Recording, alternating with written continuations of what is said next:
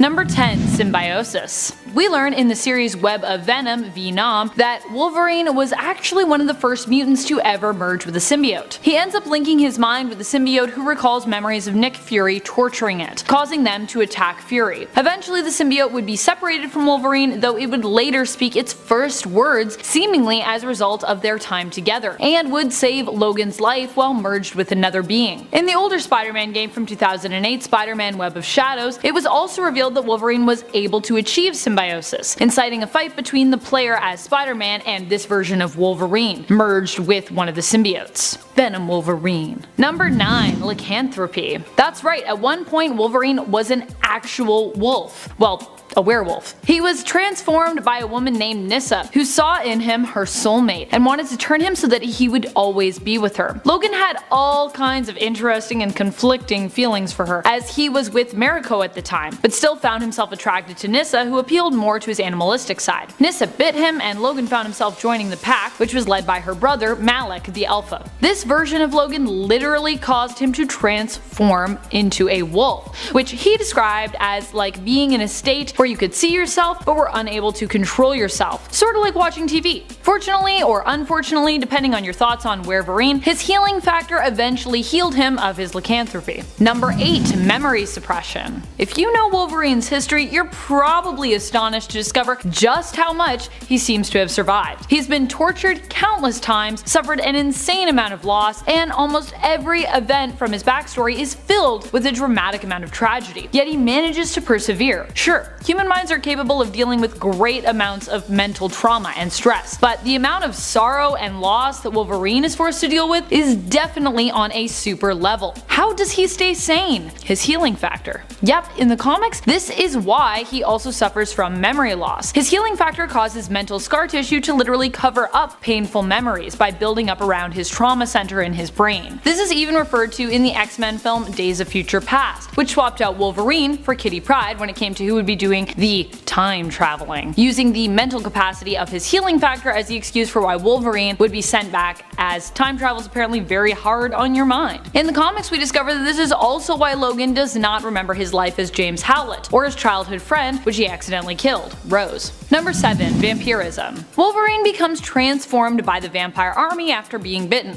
While being a werewolf seems to be something his healing factor was capable of curing, vampirism isn't. His vampire side warps his mind, turning him against his fellow X-Men, and seemingly making him power hungry. Not too surprising, to be honest, as being a vampire basically grants Wolverine even stronger superpowers than before, and armed with his healing factor makes him almost undefeatable. Still, he only remains a vampire for a short while. Cyclops had his blood tested for immunity against the vampire virus, but while he did this, he also had Logan secretly injected with nanites that would disable his healing factor. Boom. Scott Summers activates those nanites when he goes up against Logan in order to cure him of said vampirism. While appearing to be pleased at regaining control of his free will and free of his vampiric nature, Logan also seems severely displeased at the fact that Scott did all of this without his permission. Come on, Scott, you should know, don't inject people with nanites before you ask them. Gotta get some permission first. Number 6. Phoenix Force. During the series Astonishing Spider-Man and Wolverine, Logan finds himself teamed up with Peter Parker, as the two are forced to involuntarily ping-pong around time together. One of their adventures sees them go up against a planet that appears to be Doctor Doom. Wolverine gets his hands on the Phoenix gun and sacrifices himself to use it to blast apart Planet Doom. He is later resurrected and ends up attracting the attention of the Phoenix Force, which possesses him. Though he succumbs to the power momentarily, Logan's mind appears strong enough to keep the Force at bay, and he even manages later to resist it, giving Jean a run for her money somewhat.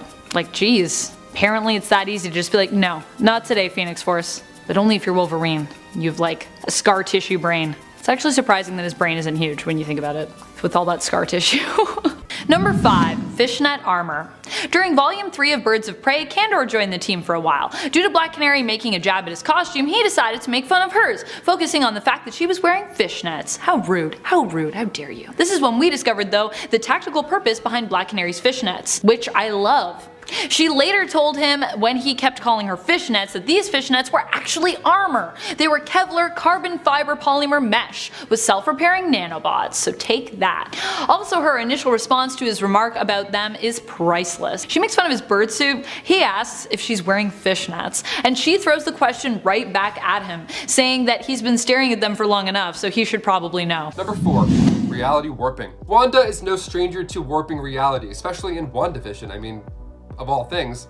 It's the main theme. It's super impressive when she uses this reality warping power when she's fighting as well, not just to make herself in a sitcom. It's kind of like Thanos using the stones to make Doctor Strange's spells turn into butterflies, or when he literally pulls reality closer to him. It's insane, but basically Scarlet Witch shows this technique when she battles Hope Summers in Avengers vs. X-Men issue 6. And Loki, being the god of mischief, would have had a fun time going against Wanda as well, because she too can create these massive illusions. She actually once tricked the Emerald Warlock to make him believe that he had actually defeated her in a battle. Scarlet Witch then reveals herself without a single scratch on her face. Coming in at number 3, we have Venom's healing ability. Now, healing abilities aren't exactly rare in the Marvel Universe, and Venom's can do everything you would expect from the gift. Cuts get healed over, broken bones are fixed in place, and any limbs lost can be easily regenerated. However, there's one aspect of Venom's healing that seems to go beyond that of even Wolverine. When Eddie Brock found out that he'd contracted cancer, the Venom symbiote was able to slow the cancer's spread and eventually healed the entire affliction. Curing cancer? That's definitely outside the realm of usual superhero powers,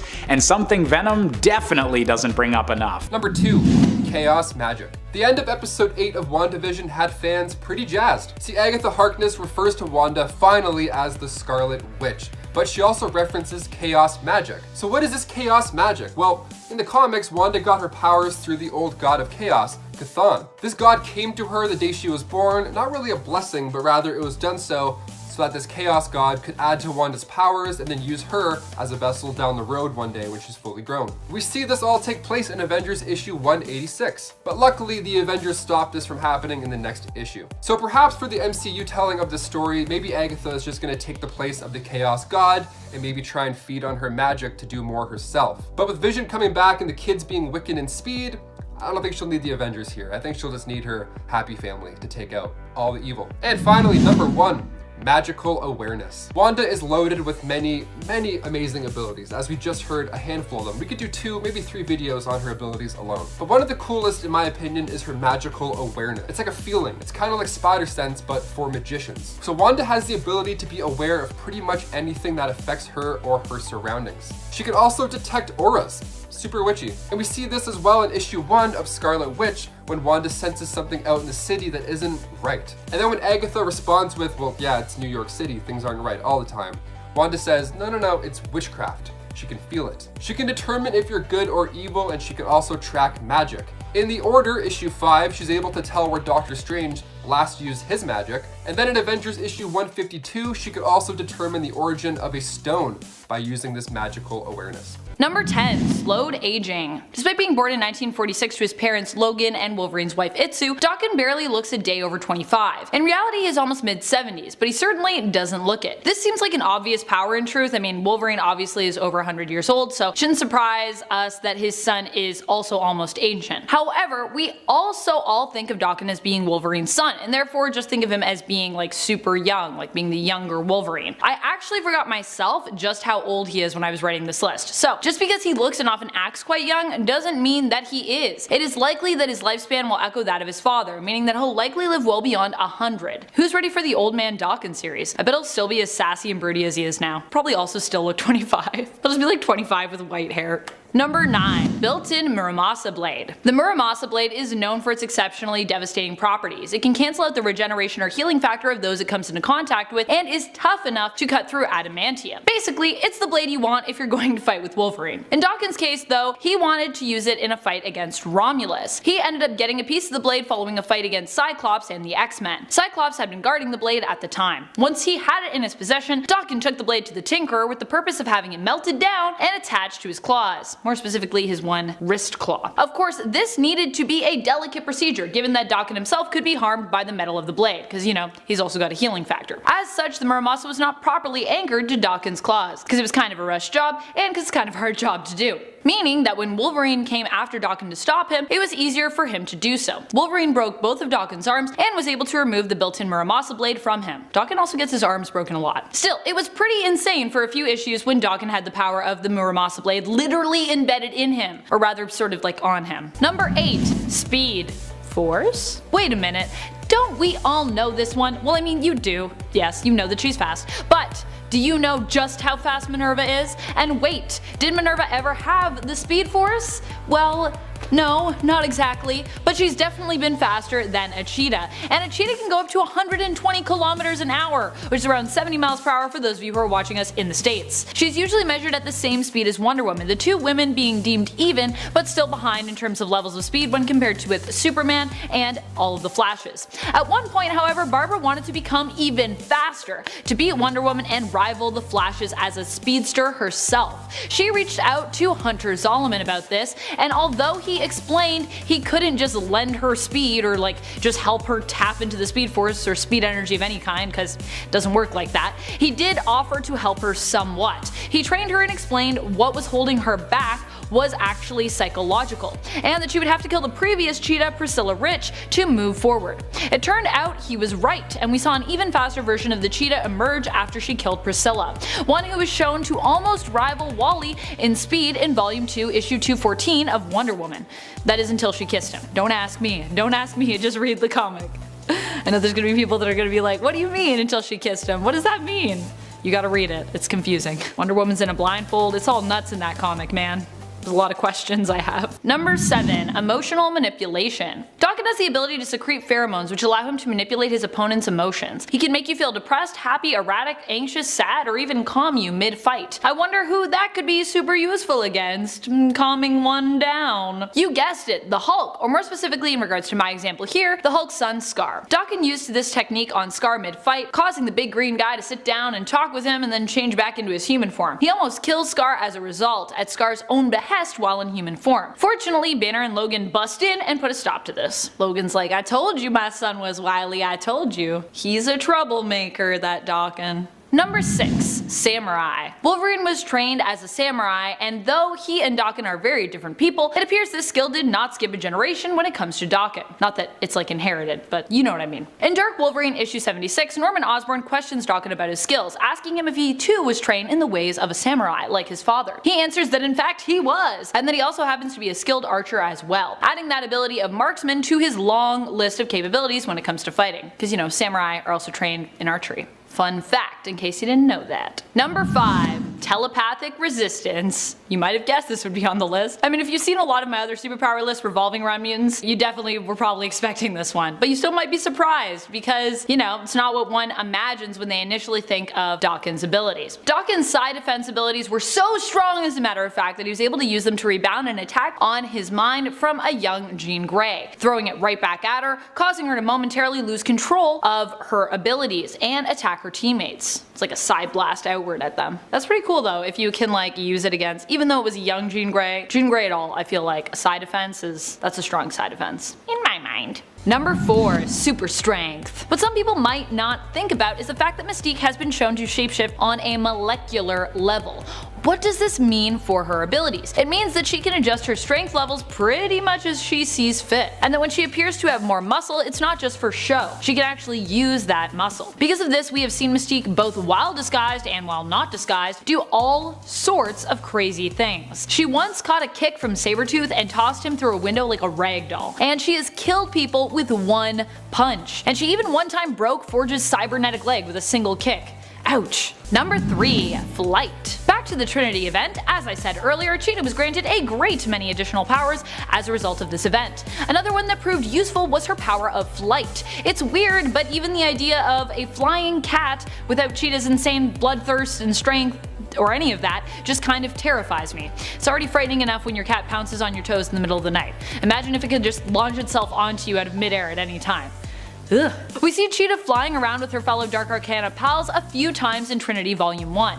Also seeing her pal around and link up with Joker is another terrifying image we get from this series. Yeah, Joker's there too, and he's also crazy powerful. Number 2. Energy Claws. Energy Claws. While Daken was the Horseman of Death, he was granted some bonus powers from the Celestial Death Seed, which resurrected him. Oh yeah, before he was the Horseman of Death, he died. Better yet, it was Wolverine who killed him. Yeah, I think he drowned him in a puddle actually. I know, it's pretty surprising. A lot of family drama between those two. One of the powers the Death Seed granted Daken was Enhanced Claws. The best way to describe them is Energy Claws. They were imbued with some kind of dark, necrotic, or celestial energy, and his new Energy Claws appeared to be more durable and allow him to infect others with the energy that they emit. Weirder still, sometimes they still kind of show up. He sometimes still has Energy Claws. It's really random though. Number 1. Master Manipulator. Beyond being the king of sass and insanely skilled fighter and being armed with his claws, healing, and pheromone powers, Daken is also an evil genius. He's manipulated some of the best and even double-crossed those who thought they had his loyalty, proving that Daken is always out for himself, taking what he wants when he wants it with no apologies to anyone that he has to manipulate in order to get his way. Such a bad boy. Such a bad boy. He has manipulated Norman Osborn, outsmarted Reed Richards, and even used the Fantastic Four, Avengers, and X-Men in a play against one another. When it comes to devious plans, Daken proves time and time again in the comics why he's just simply one of the best. Also, you know, if you're like double-crossing Norman Osborn, you're just like, I don't know, you're like a master manipulator. You don't mess with Norman Osborn. Unless you're Spider-Man. Number 10. Super Strength. When T'Challa became the Black Panther, he was enhanced by the heart-shaped herb. The herb was believed to be a gift from the Panther god, but was actually mutated by the vibranium meteorite which had crashed in Wakanda. This brought about a number of physical improvements, including Super Strength. Super Strength is, of course, quite useful for someone who spends most of his time smacking nerds with mostly bare hands, allowing him to go hand-to-hand with some pretty darn powerful dudes. Number 9. Enhanced Senses. This is a huge part of what makes Black Panther Black Panther. The herb allows T'Challa to see farther and more clearly than normal people, but it doesn't stop there. He can also see other parts of the spectrum, even able to see in ultraviolet and infrared, allowing him to see in the dark. He has enhanced hearing as well, but his sense of smell is very unique. He can memorize tens of thousands of distinct scents, allowing him to track friend and foe alike. The effects of the vibranium on the herb also allow him to sense vibranium wherever it may be. Plus, he has enhanced taste, which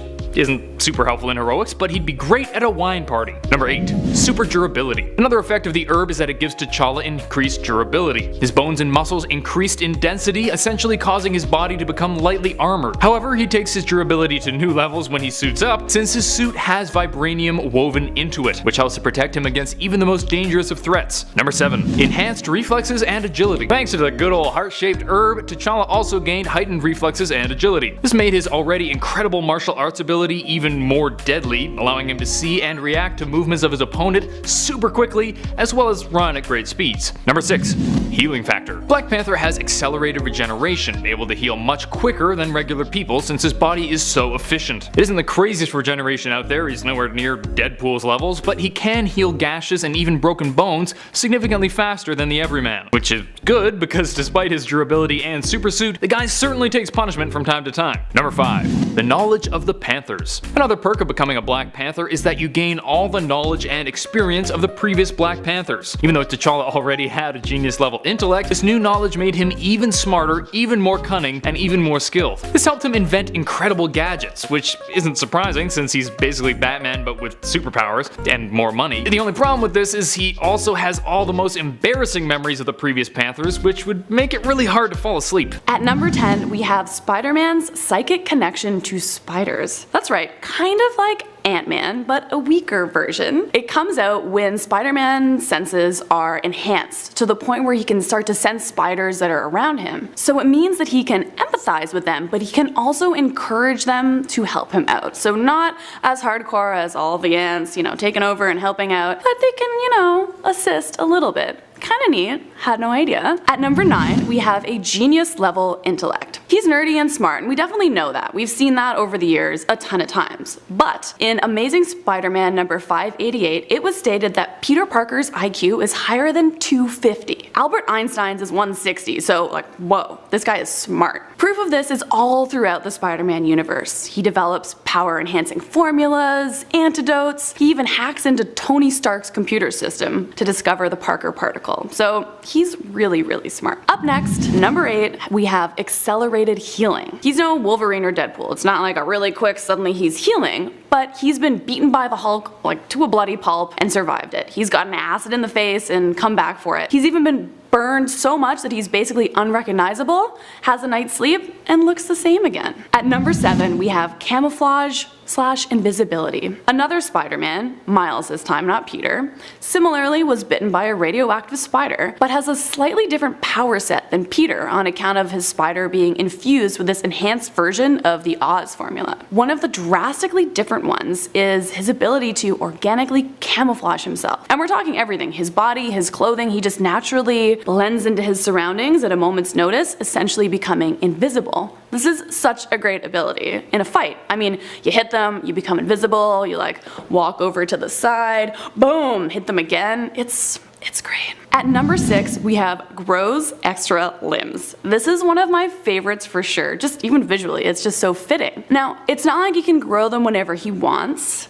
In a 1971 The Six Arms Saga, which was written by the late Stan Lee himself, Peter decided he didn't want to be a Spider-Man anymore. He didn't want the Spider-Man abilities, so he, using that wonderful intellect of his, creates a formula that's untested to get rid of his powers. After he drinks it, he falls asleep, has all these horrible dreams, and when he wakes up, he now has 6 arms. Whoops. I guess not like the biggest genius ever, but hey, luckily a doctor helps him reverse it. So there you go. Number 10 can use 90% of his brain. When people think of Slade Wilson, some people just think of him as another Deadpool. While Deadpool may have soared in popularity due to his feature film starring Ryan Reynolds, it is actually Deadpool himself who is the Marvel ripoff version of Deathstroke. That's right, Deathstroke actually came out before Deadpool was even around. And comically so, Deadpool was actually very aware of this, as were his creators Rob Liefeld and Fabian Nicieza. As such, when people think of Deathstroke, they often think of a skilled mercenary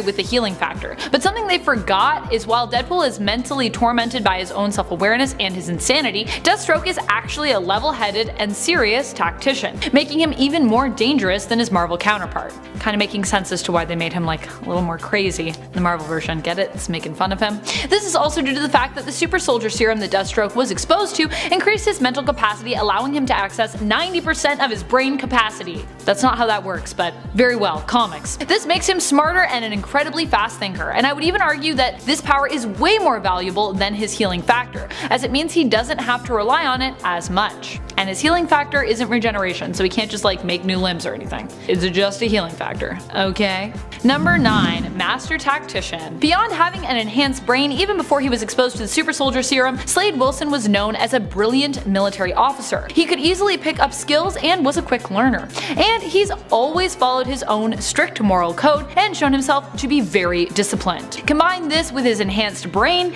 and you get a master tactician. When it comes to plotting and planning, there's almost no one better than Deathstroke in the entire DC universe. And if you don't want to take my word for it, take Superman's. When Superman needed a tactical officer, his first thought was of Deathstroke. He didn't really even know him that well at the time. He actually asked Slade to join him in fighting a war in space. And let's not forget how Deathstroke once whooped Batman's butt, a hero who is known for his contingency plans and tactical prowess himself. Number 8, Energy Lance, or Energy Staff, depending on, what you want to call this thing. I like to think of it as a lance, but When you think of Deathstroke, you might first think of his iconic sword, and while he does fight with that often, there's another weapon that Slade is also apt to reach for, his Energy Lance. His Energy Lance can be adjusted when it comes to the amount of energy it blasts you with. It can also be adjusted in size as well. Slade has used it to both stun and kill enemies. Later he has it modified so that he is actually the only one who can use it, as its activation is tied to his costume's gloves, so no one can wield it against him. The lance itself has also been known to emit blasts strong enough to blow up a helicopter in a single hit.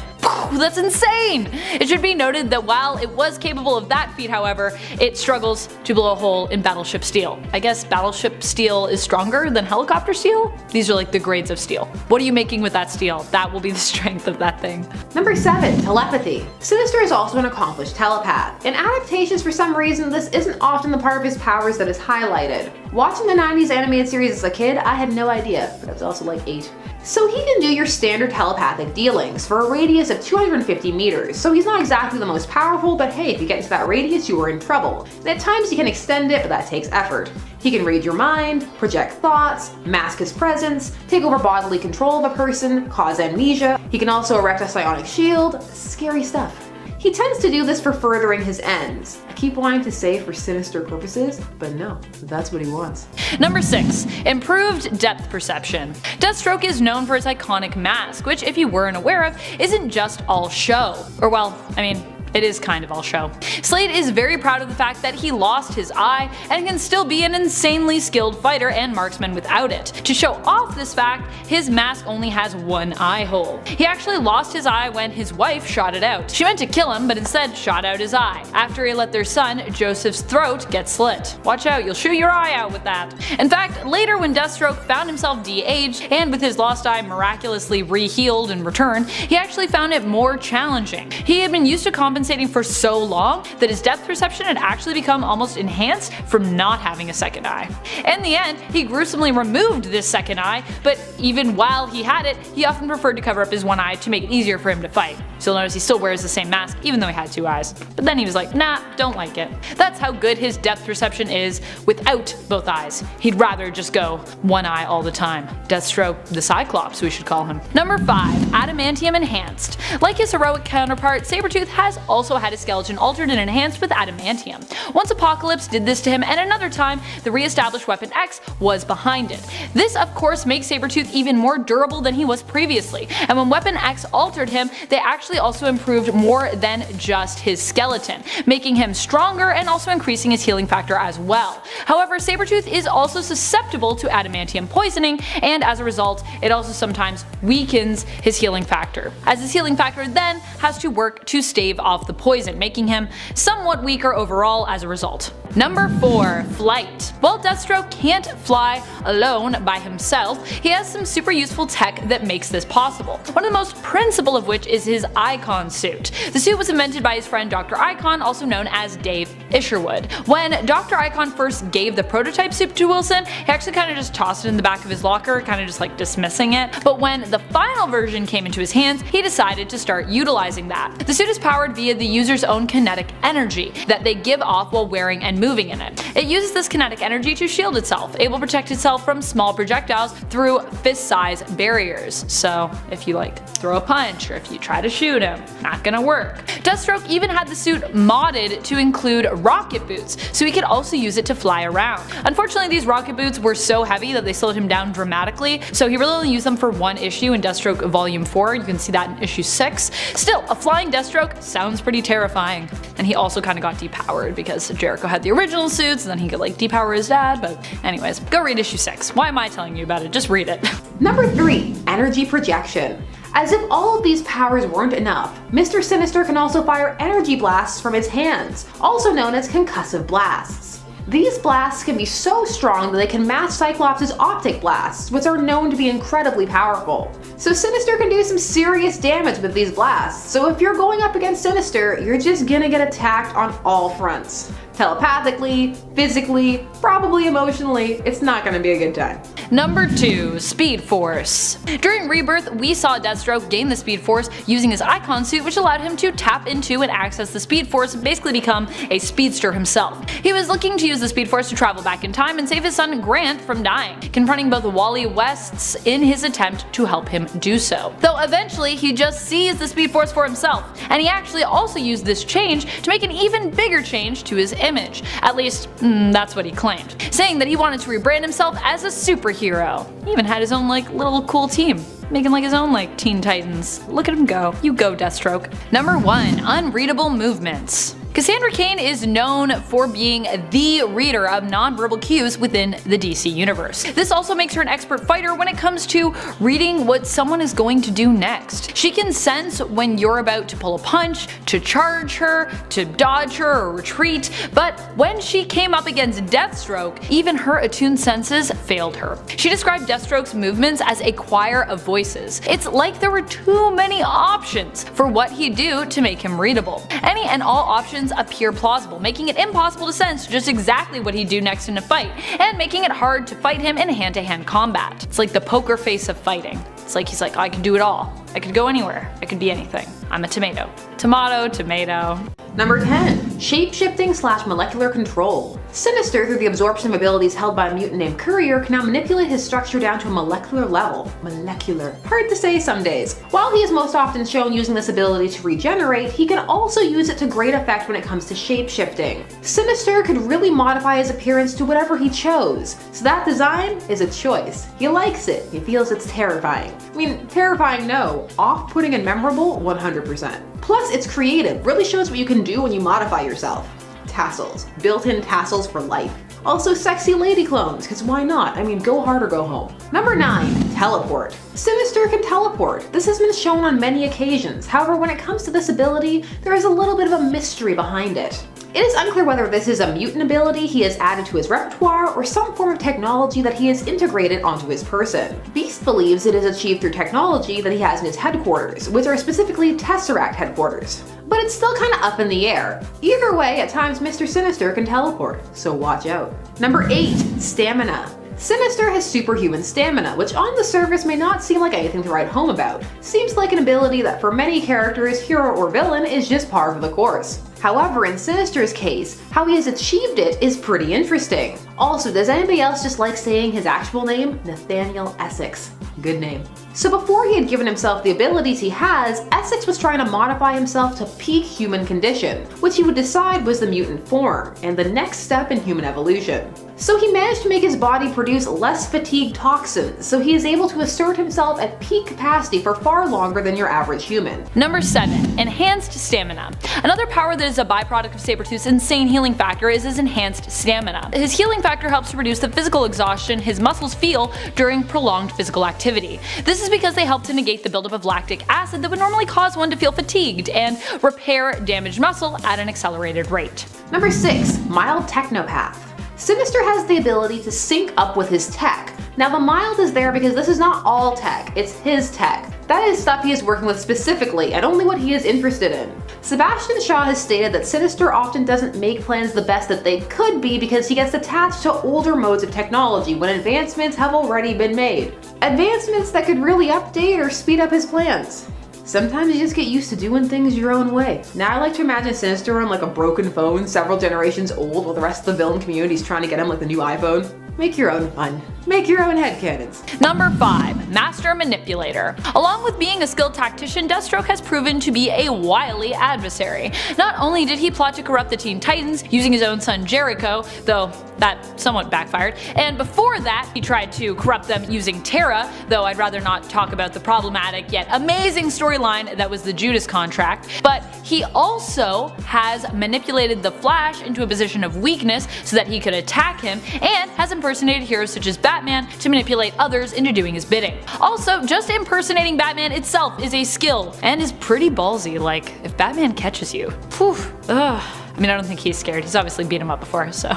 Deathstroke is not scared of anyone, not even the bat. Number 4. Telekinetically increased strength. Mr. Sinister has telekinetic abilities, which in and of itself again can seem like it's just being passed out like free samples at the supermarket, but how he uses it is fascinating.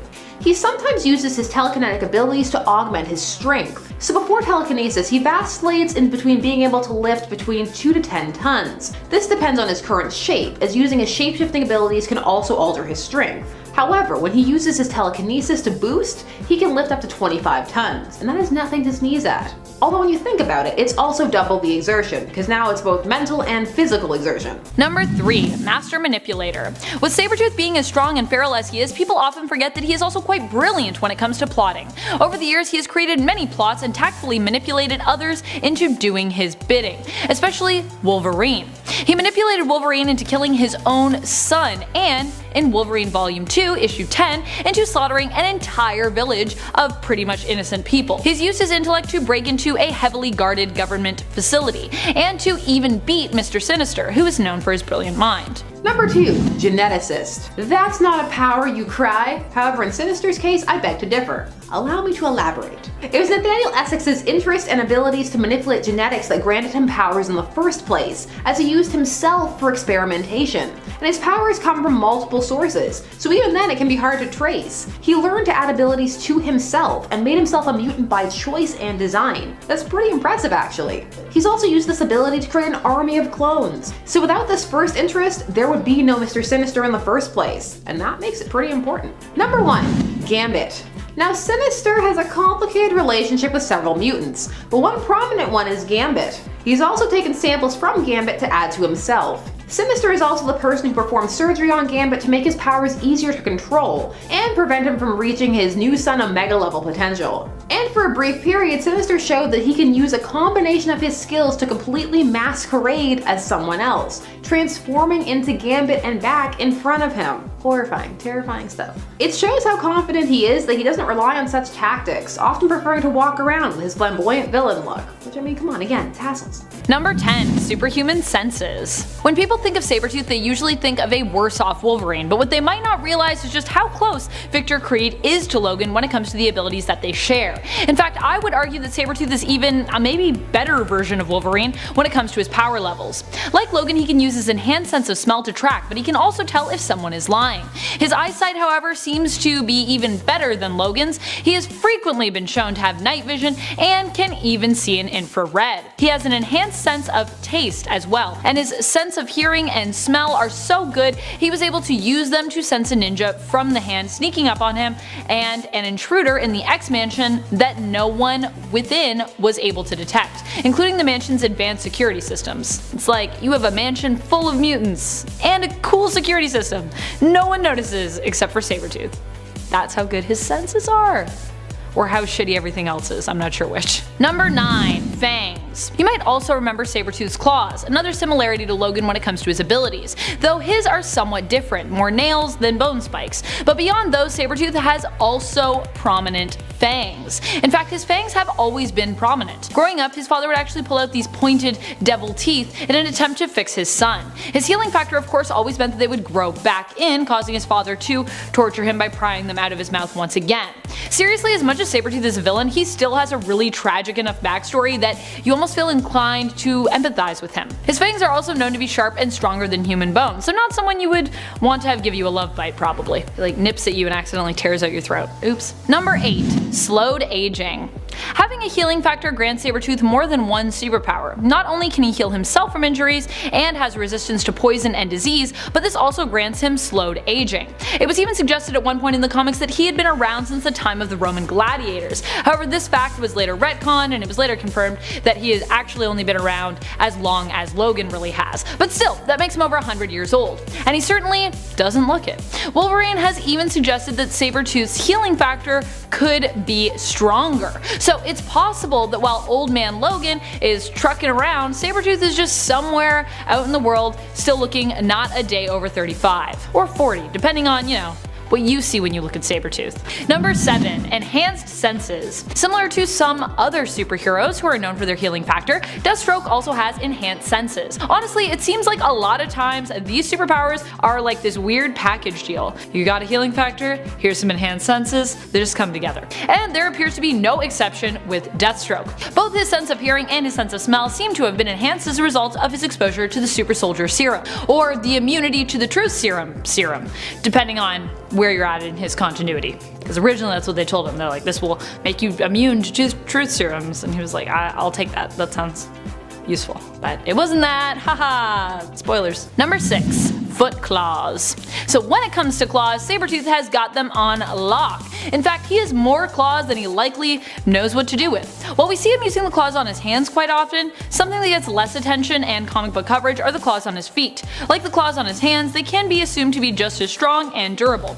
And when I say strong, I mean it. We have seen his hand claws cut through concrete before. His claws are shown to be an extension of his nails, and the same goes for his feet. So he is really long toenails, I guess, when he wants to, and although it seems awkward, he could also use them in a fight. Similar to his fangs, his claws are also obviously stronger than bone, so think twice before you try to break one of his nails. Number 5. Gun proficiency. For those who are unaware, Cheetah was also part of the Suicide Squad for a short time.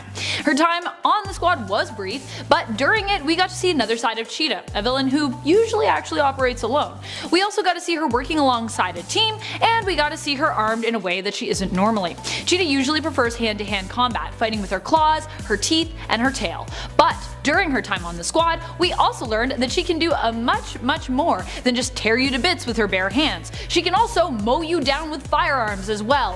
What? While it remains somewhat of a mystery as to how she acquired such skills with firearms during her time as an archaeologist, it's fair to assume that Waller may have loaned out someone to train up her squad in using various firearms, including Cheetah, making her even more deadly, and showing some growth since her introduction.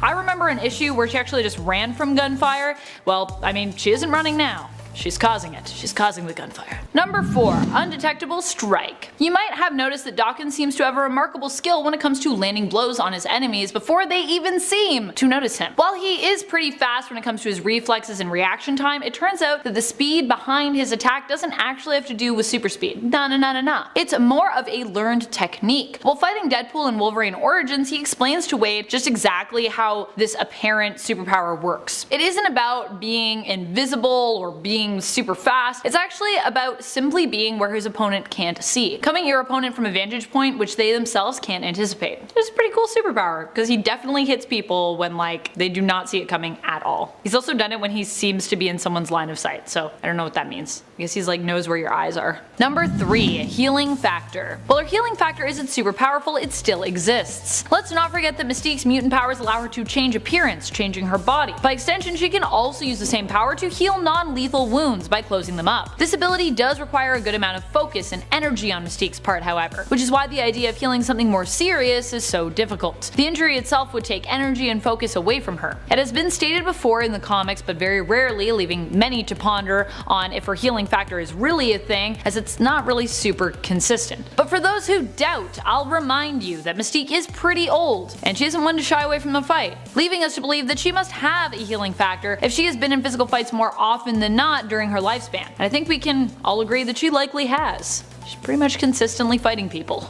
Number 2. God Killer.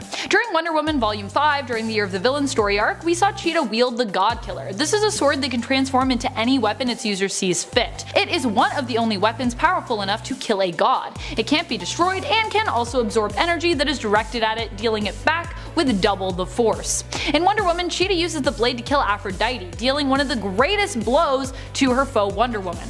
Without Aphrodite, there is a lack of love in the world, which provides almost a lack of guidance and motivation to Wonder Woman, who often fights in the name of love. It kind of also makes her super depressed for a little bit, she's losing her motivation, doesn't know why she's fighting, and this doesn't just threaten her, but it also affects the entire world, as the loss of love affects everybody. Number 1. Cursing Claws. Cheetah's fangs and claws aren't just deadly because they are sharp and can tear you apart, they have also been shown to curse those that they come in contact with, sometimes. In the New 52, we saw her use them to cast a magical curse on Superman, which transformed him into a ferocious, cheetah-like creature. Barbara was able to use him against the Justice League as a result of this transformation. We also saw a version of Cheetah in Justice League Doom cause Wonder Woman some grief with her curse abilities. She didn't transform Wonder Woman into a cheetah, however, but she did cause her to hallucinate, making Wonder Woman see cheetahs at every turn, believing that innocent people around her were actually the ferocious spotted creatures themselves known as cheetahs. She's like, is that a person? It's a cheetah.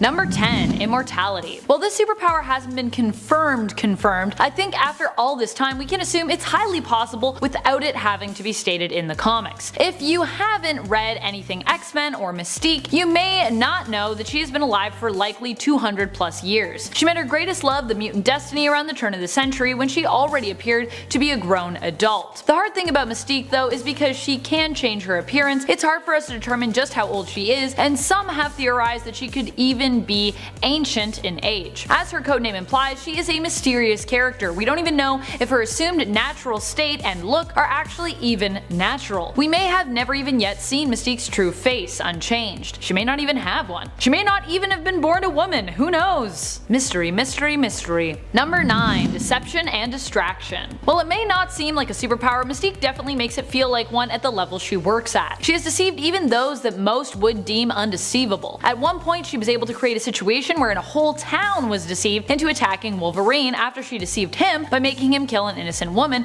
who he thought was Mystique in disguise. She also was able to use her level of deception and distraction to delay fights in order to get the upper hand on her assailants, by often transforming into a little girl. While you would think many would know that Mystique was messing with them, especially because some of them actually saw her transform, she is so convincing as a helpless little girl that she is often able to use this to gain that upper hand, seemingly innocent until proving just why she is so deeply deadly. Number 8. Master Martial Artist. Daken was trained by Cyber, aka Silas Burr, who currently goes by the alias of Hornet. Burr trained Daken at the camp that he was placed in by Romulus after he'd been taken in by the villain following the accidental destruction of his adopted family by Daken's own hands. Long story. This boot camp located in Canada was the same one his father Wolverine had trained at. Daken was trained there for 9 months and was considered Burr's most promising student that he had ever trained. Daken was then ordered by Romulus to destroy the camp and kill everyone within it. He complied, but as he was about to finish the job and kill Burr, Romulus appeared and ordered Daken to spare Burr, whom he claimed he had plans for. It was this superior training that would later be key to Daken's abilities to defeat skilled hand-to-hand combatants later in life, like the Punisher, whom he successfully defeated with his claws and fighting skills, despite the fact that Frank Castle was actually armed at the time. Yeah, he had like a bunch of guns. The fight ended with Daken as the Dark Avengers Wolverine decapitating and dismembering the Punisher. Number 7. Size altering. While Mystique may be able to change shape and size, this was originally limited to those who were around a similar build to her. Her powers in terms of changing shape were relatively limited when she first was introduced. Over time, however, Mystique has honed her shape-shifting power and has had more of her true potential unlocked. This happened during her time in the X-Men Forever comics, when she saw her power level dramatically increased in the capacity of changing size. She was then able to make herself gigantic in proportion. Based on what we've seen here and there over the years since this development, she should be able to adjust her size on pretty much an Ant-Man level. But unfortunately, this seems to be a power that many writers leave unutilized, so it doesn't come up a lot. Probably because it would make her too similar to Ant-Man himself. And we'd all rather see Mystique shapeshift into everyday looking people or mutants most days, rather than, you know, giant versions of them. Or giant versions of herself. Or microscopic versions of herself, or really tiny versions of herself. You know what I mean. Number 6. Improvisation and acting. Many may think it would be easy to be villain Raven Darkholme. All you have to do to be the good guys, or when you're being good, the bad guys, is shapeshift into someone else and everything is pretty much almost done for you. But what people often forget is Mystique does not gain the memories of those she changes into. So her trickery and shapeshifting is more of an art than you'd think. Beyond looking like someone, she often has to play the role of the person she is imitating well enough to convince those around her. Sometimes people who know that target intimately. And she's managed to successfully pull this off on multiple occasions, even when the person she's imitating is like a genius scientist, or even if she's convincing the romantic partners of those she imitates in the bedroom as well. Phantom X seemed pretty convinced when she slept with him while under the guise of Psylocke, so. Number 5. Shapeshift into animals. Not only can Mystique shapeshift into other beings, but once her power level was increased in the comics, she also found it possible to shapeshift beyond humanoids. She could give herself tentacles, turn into animals, give herself wings, and even once turn into a sheet of paper in order to survive an explosion. Making oneself almost two-dimensional and as flat as a sheet of paper is pretty impressive. Though thankfully that sheet of paper didn't catch fire in the explosion. I feel like, you know, there'd be a risk of that. While in the comics she did not possess this level of shapeshifting abilities immediately, in the X-Men Evolution animated series she started off being at this level with her powers. Mystique has even used her shapeshift abilities to make internal changes to her body, shifting vital organs around to protect them from getting damaged from injuries. Number 4. Magical Bite. Cheetah's fangs aren't all just show. She often uses them to tear people apart so she can feed on their blood.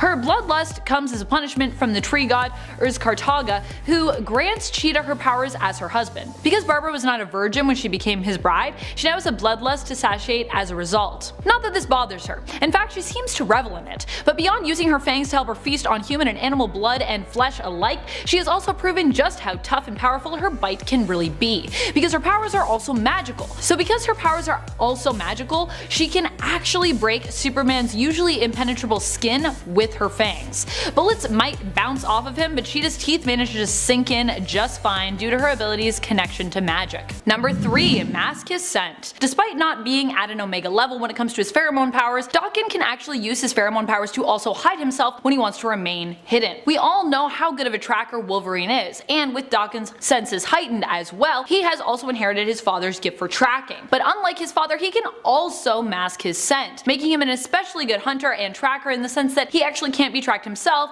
while he's tracking you. So it would be hard for anyone to know that Daken was actually on their trail, and it would be equally hard for someone to hunt him. Pheromones. They're more than just emotion manipulation. Fun fact. Number 2. Telepathic immunity. During Mystique's series of the same name, Mystique Ultimate, we get a more in-depth look at Raven's mind and abilities as she works alongside Charles Xavier. One thing we learn from her close interaction with Charles is that her mind is basically unreadable when it comes to telepathy, adding to her ability to become, well, just about anyone. Charles himself attests that her mind is too chaotic to read, too erratic. It's like it's constantly being reshaped and reformed. So apparently her shapeshifting abilities also grant this secondary telepathic resistance as well, guarding her against being easily found out while under disguise. If you want more insight into just how much work goes into wielding this power and honing it, you should check out X-Men Black, Mystique, which delves into Mystique's perspective when it comes to all that is involved behind the scenes. Number 1. Scent altering. For all of her time in the comics, Mystique definitely is the type to hold grudges, and definitely see them carried forward throughout. One such person she has had a big issue with throughout her history is Wolverine. These two have been on and off again lovers, enemies, and occasionally partners for at least 90 plus years. We see them meet in the 2003 Wolverine series in 1921 Mexico, bonding over the fact that they are both prisoners sentenced to death. Their long-standing relationship would at one point end in Raven's death at Wolverine's hands as revenge for her sending him to hell. Her death, of course, was short-lived, because comics. Her body was recovered and auctioned off to the Hand who resurrected her. When she returned from the dead, she was even more powerful than ever, and while her scent could normally be used to give her away, even while disguised to Wolverine, who had even used her scent to track her before, she now possessed the ability to adapt her scent to those whose form she took, making her an even more powerful shapeshifter, nigh undetectable. Can't detect her thoughts, you can't detect her smell. What can you detect? Nothing. Number 10. Super durability. Dinah is tough and strong. In the New 52 and even before this all likely came from the training that she did prior to her life as a vigilante, and her experience fighting crime thereafter. At one point, she is shown being durable enough to survive jumping down a stairwell to save time, and catching herself on a ledge with a single hand. The fact that she doesn't appear to injure herself or break any parts of her hands or her wrists or her arms or dislocate a shoulder shows just how tough she is, and how brave she is for even trying such a stunt. I mean, like, whoa, I would not do that. I'd be like, I'm gonna die! She does kind of jump over the rail being like, I might die, but it's fine. Number 9. Master Martial Artist. In the New 52, Black Canary was retconned. Instead of being the daughter of a vigilante and a police officer, she grew up an orphan on the city streets. Desmond Lamar was the owner and trainer of a dojo and found her dumpster diving. He took her in, giving her food and lodging in exchange for her help cleaning and maintaining the dojo. Eventually, he also began to train her. She went on to become a black belt and a master martial artist, being trained in jiu-jitsu and judo. When Desmond discovered he had cancer, he changed his will so that Dinah would inherit the dojo after he passed away. Oh my gosh. And while it was in her care, she actually trained many other students there as their master. That is until the dojo was lost in a fire during a citywide power outage, which caused Dinah to begin her career as a team-based hero who would then go on to gain her superpowers. And let's not forget that one time that Black Canary and Lady Shiva swapped lives pre-New 52. Also, Lady Shiva's trained her a bunch, so there's a lot of stuff here. Number 8. Accuracy. When you have been in and out of a relationship with Green Arrow as many times as Black Canary has, you would kind of expect that she might have some proficiency with a bow, and this might have rubbed off on her because, it's kind of Green Arrow's thing. And in a way, it has. One thing that we have seen Black Canary adopt is a certain affinity for accuracy accuracy. That is to say, she has a way with arrows. More specifically, we've seen her use speed, accuracy, and skill to pluck an arrow mid-flight, right before it was about to strike its intended target. Impressive. Along with that, we have seen her accurately destroy an arrow as it soared, targeting and shattering it with her canary cry before it could find its mark. Which, I mean, is less impressive because I feel like it radiates, but still pretty cool that she could be like, I'll just break it. Canary cry is so useful, actually. When people know how to write it properly, it's a pretty cool superpower. Number 7. Witch Sight. Being the Scarlet Witch, Wanda Maximoff has the ability of Witch Sight. And I think we're going to start seeing this more now with WandaVision creeping up to that finale, because at the end of episode 8, we see Agatha Harkness in full-on witch form. I mean, she's floating, she's got Billy and Tommy by the neck, and she looks pretty good too. As far as old witches go, I'm like, you seem pretty good. It was an epic way to lead us into the finale. A lot of secrets are coming out, and Wanda in the comics uses her witch sight to see things, of course, beyond a normal human's capabilities. In Scarlet Witch Volume 2, Issue 2, she was able to detect this powerful, invisible Minotaur. Also, an invisible Minotaur sounds way scarier than Thanos. I don't know, that sounds terrifying. She also uses this witch sight in the next issue to see Agatha Harkness's spirit. Now, she wasn't able to see this during the sitcom parts, so either Agatha revealed herself, or she allowed Wanda to tap in and see her true Salem witch look. Either way, she has a great look and Wanda can see it, so something's cooking. Number 6. Canary Cry Bombs. Black Canary isn't always superpowered in the comics. In fact, in the Arrowverse, she doesn't have powers at all. Laurel Lance, as we know her, is actually forced to rely on tech for a canary cry as a result. And likewise, when she has become depowered in the comic book world, Dinah has been forced to turn to tech to give her that extra oomph. One of her favorite gadgets to use in times where she has found herself without her superpowers has been her Canary Cry bombs. These circular little bombs explode with a big, shrill sonic blast, and work to provide a good substitute for her debilitating and destructive scream even when she's without it. Coming in at number 5, we have one of the newer abilities on this list, the power of flight. First manifesting after Eddie and Venom's first encounter with Null, the god of all symbiotes, Venom had apparently been hiding his ability to sprout a pair of blood-red dragon wings the entire time, a symbol of Null's impressive symbiote dragons. However, when you're already capable of swinging, climbing walls, and even breathing in the vacuum of space, the ability to fly just isn't quite as impressive as it would be on a character that was stuck on the ground up until this point. Ah well, giant symbiote wings, you still look rad as hell to me. Number 4. Mental Fortitude. During a fight against Mortis, Black Canary was feeling the effects of their empathic powers. With one touch, Mortis was able to bring flooding back all of Dinah's biggest life regrets. This is a villain who is known for causing people to commit suicide with their emotionally corrupting powers, but Black Canary's will was too strong to give in. She managed to fight off the effects of Mortis's infectious touch, focusing on the love for her teammates and refusing to give up. Not only is she physically strong, but Dinah is also emotionally strong as well. Number 3.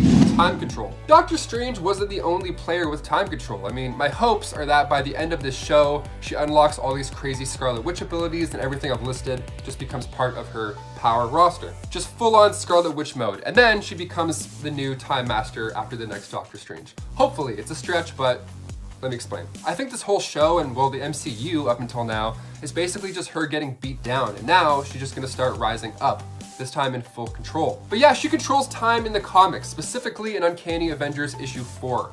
She slows time down, and her powers are so strong that she can stop or freeze time. She does so in Star issue 3, where she literally freezes time so Ripley Ryan doesn't take out Jessica Jones. She also makes the Avengers have a little timeout during Captain America and the Falcon, issue 6. If only she could, speed up time so we can see what happens in the finale this week, that would be great. Number 2. Liquefy. Eventually, Black Canary's Canary Cry has become so strong that it has been implied in the comics that she can liquefy bones and even shatter skulls and dissolve brains. So while you think earplugs might be all you need to deal with Black Canary, you'd be wrong. Not only is she tough, a skilled fighter, an amazing singer, and a skilled driver, but her Canary Cry has grown over the years to become one of the most powerful superpowers.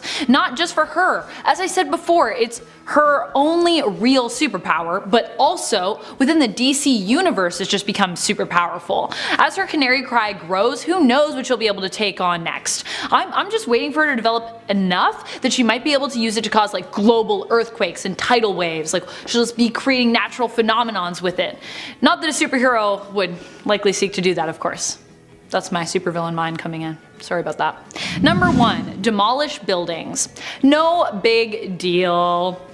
During the Clash of Daggers story arc, Black Canary experienced an increase in her power levels. These flare-ups were causing her to lose control of her powers somewhat, and she accidentally created a citywide power outage in Gotham when, during a fight, she blew up a power station.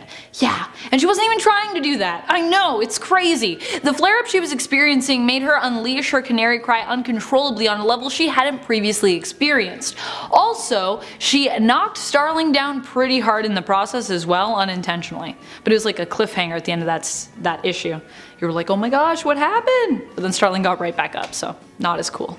Still, the power station was destroyed. That's pretty cool. I hope this list gave you something new to appreciate about Black Canary. Number 10. Can control her tail separately.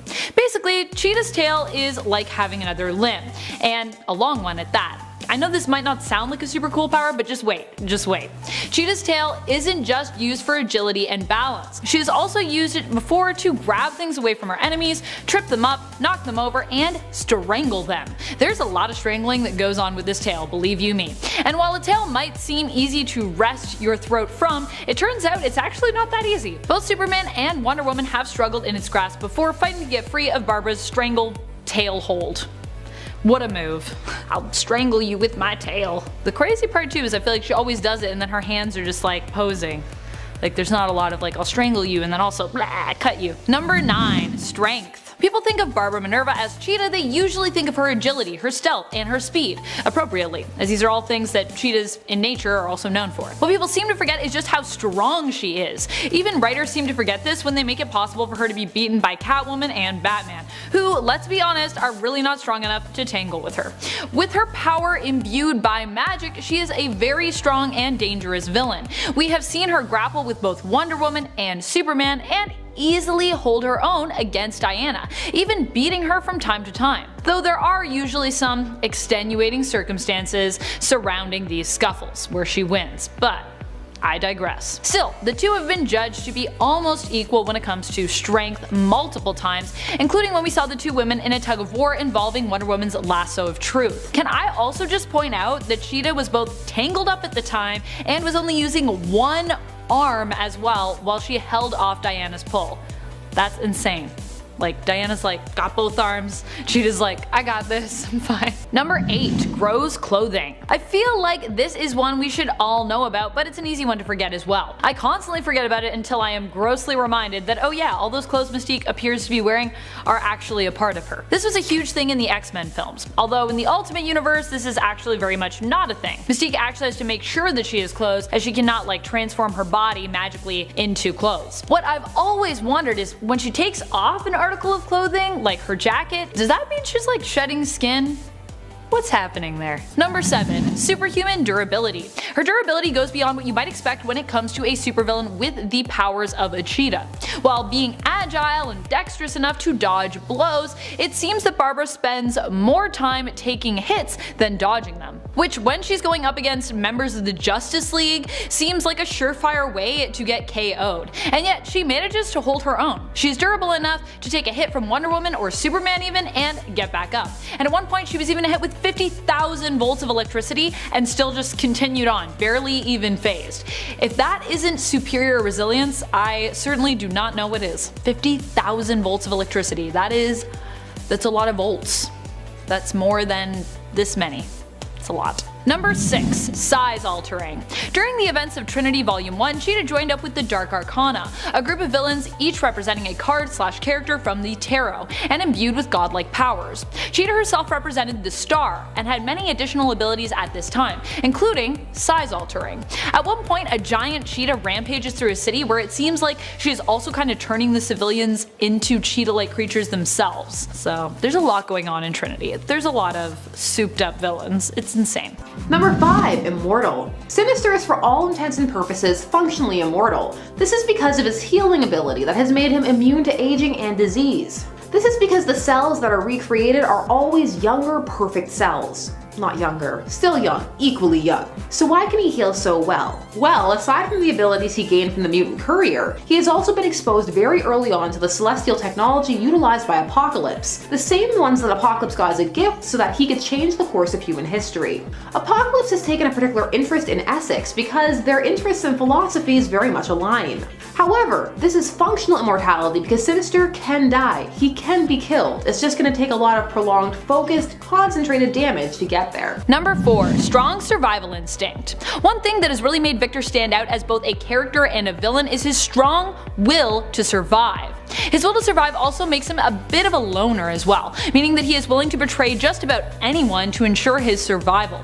His teammates, his lovers, at the end of the day, Sabretooth is all about guaranteeing his own survival, going to any lengths to ensure this. This comes from years of suffering child abuse and experimentation, and has been drilled into him throughout many different training regimens and in training to become a skilled tactician. His ruthlessness when it comes to survival is also what likely allowed him to whoop Wolverine's butt so many times. Let's not forget that every time they tangled for the first 20 or so years, it was usually Sabretooth who came out on top. Victor even visits Logan yearly on his birthday just to kick his butt. True story. Wolverine's like, don't hang out with me because Sabretooth's gonna show up on my birthday, kick my butt, so he doesn't do a lot of parties. Although Wolverine probably wouldn't party a lot anyways. Likes to keep to himself too. Number 3. God Killer. Deathstroke was granted this weapon after he accepted a contract from Hephaestus to kill the Greek titan Lepettus. The God Killer is a near indestructible weapon that can repair itself once broken and can shapeshift into whatever form of weapon best suits its user. It also reaches out to enhance its user's creativity and mental capacity so that their fighting style and capability in wielding the weapon is improved.